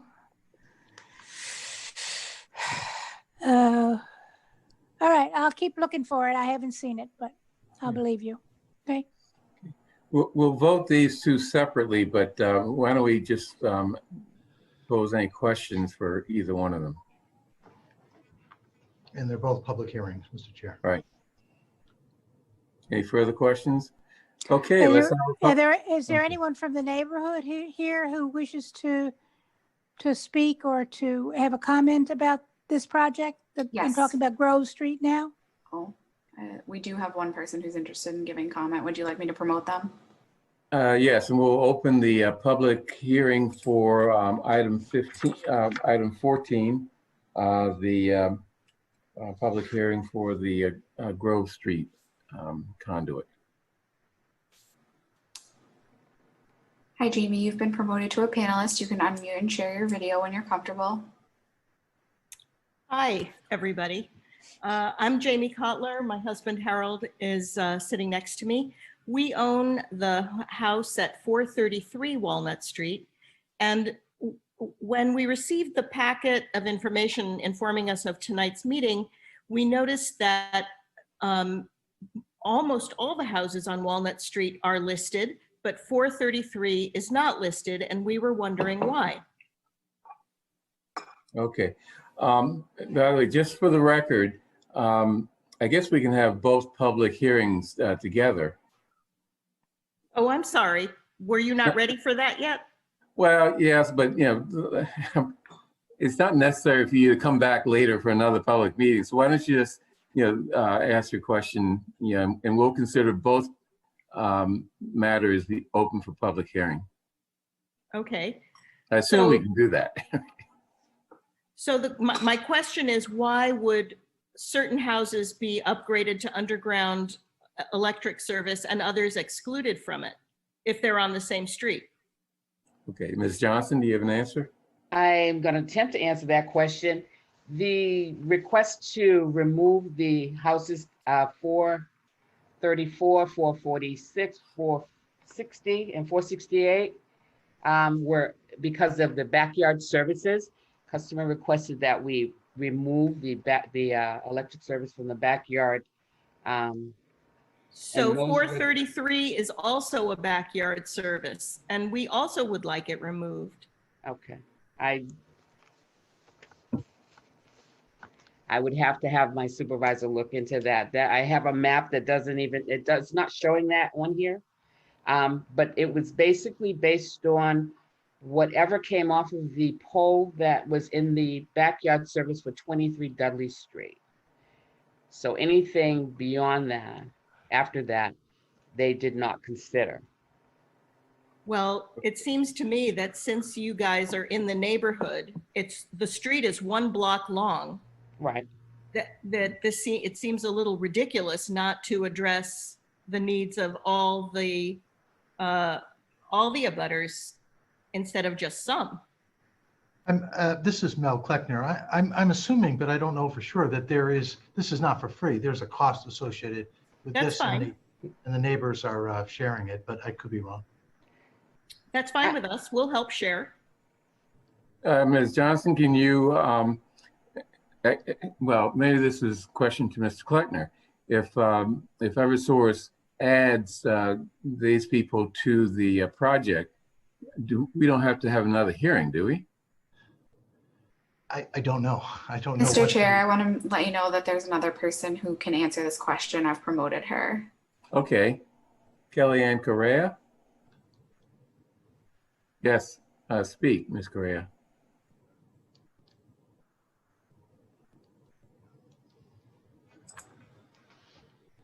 I just promoted her, so it might take her a minute to get situated. But Kellyanne, yeah, there you go. Now, can you hear me? Yes. Yes. Okay, sorry about that. All right, so Kellyanne Correa from Eversource.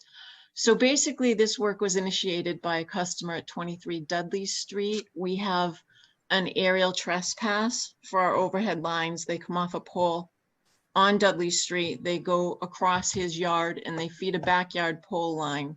I believe it's in back of, let me just pull up my screen. So the backyard pole line goes in the houses in the backyards of 468, 460, and then 446, 434. So those are the only houses fed by that line. That was what we had to resolve with this aerial crossing. So we're feeding those houses from the street rather than that backyard pole line. At 433, can you tell me, because the map I'm looking at doesn't have 433 listed. Can you tell me where your house is located? So 433, if you make the corner from Warren Street onto Walnut, if you turn that right there, 433 is the second house on the right-hand side. I believe it must be on that side from the others that you've discussed, which all have even numbers on them. Yep. So you're across the street from 434 and you're fed from a different feed. We don't come in that same route. Right, but it's also a backyard feed. And because of our proximity to the reservoir, those poles, those electric poles, really one side of the street has no sidewalk because of those poles. And so I don't know if as part of this project, this is sort of part of that.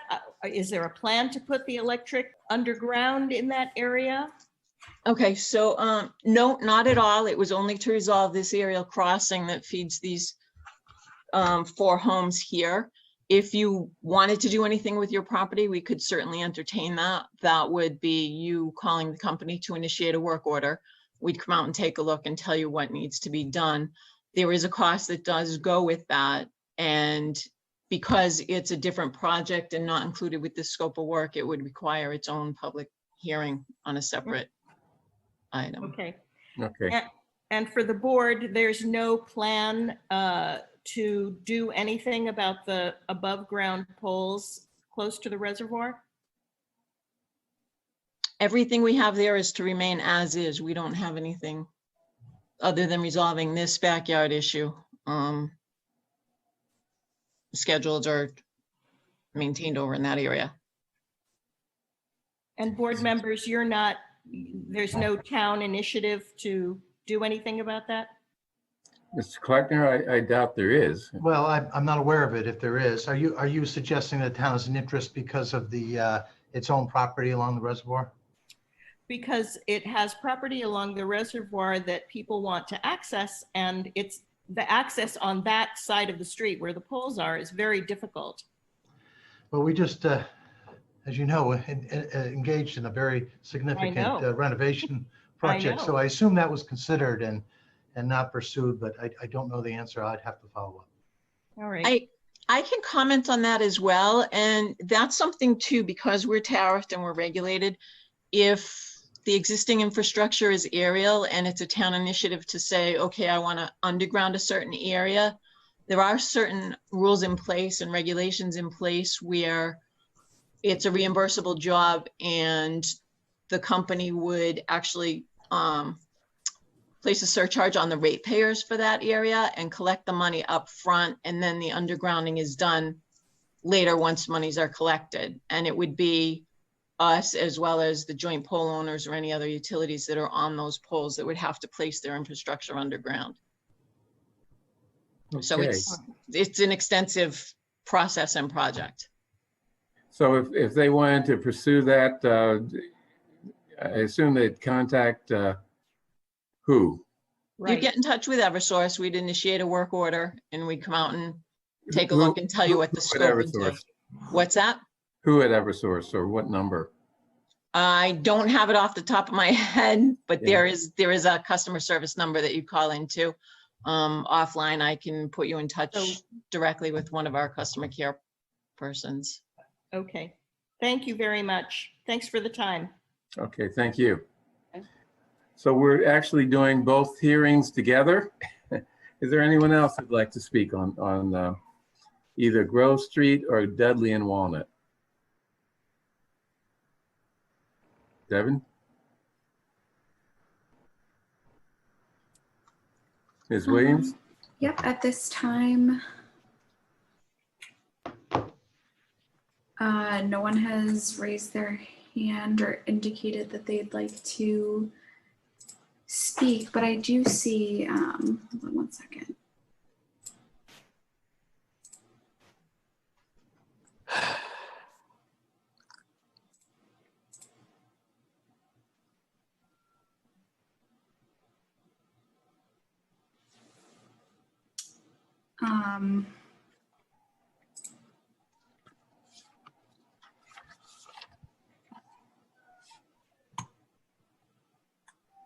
No, not at this time. Okay, thank you. Seeing no further public comment, I hereby close the meeting, or close the public hearing on the grant of locations for Grove Street and Dudley and Walnut Streets. Any further discussion from the board? No, I did find the gas leak at a station for both projects, so I'm satisfied. Okay. And I hope this couple from Walnut Street is able to get, the answers to their questions in whatever project they want to initiate. So, Okay, next, board and commissions appointments, zoning board of appeals. Mr. Kleppner, are you gonna give us some names to vote on? Sure, I just have one name. Bernard, Ms. excuse Heller, me, yes. Bernard, are we going to vote on this, on these grants of Oh, I'm location? sorry, yes. Okay. Okay, thank you. Sorry, Thank you. Bernard, hold on one second.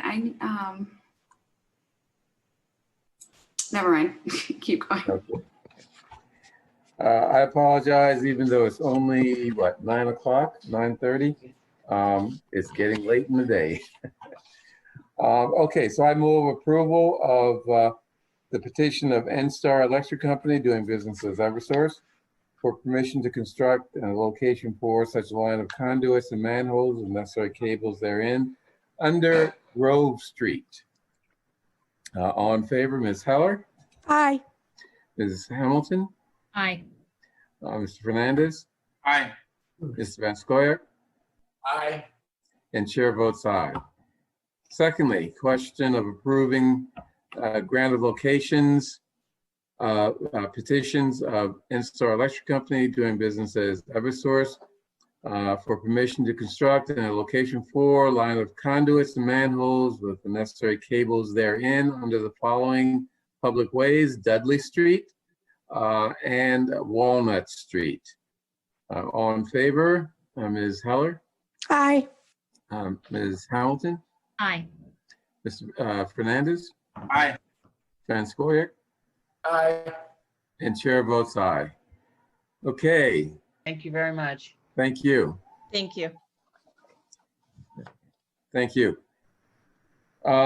Next, zoning board of appeals. Let's see.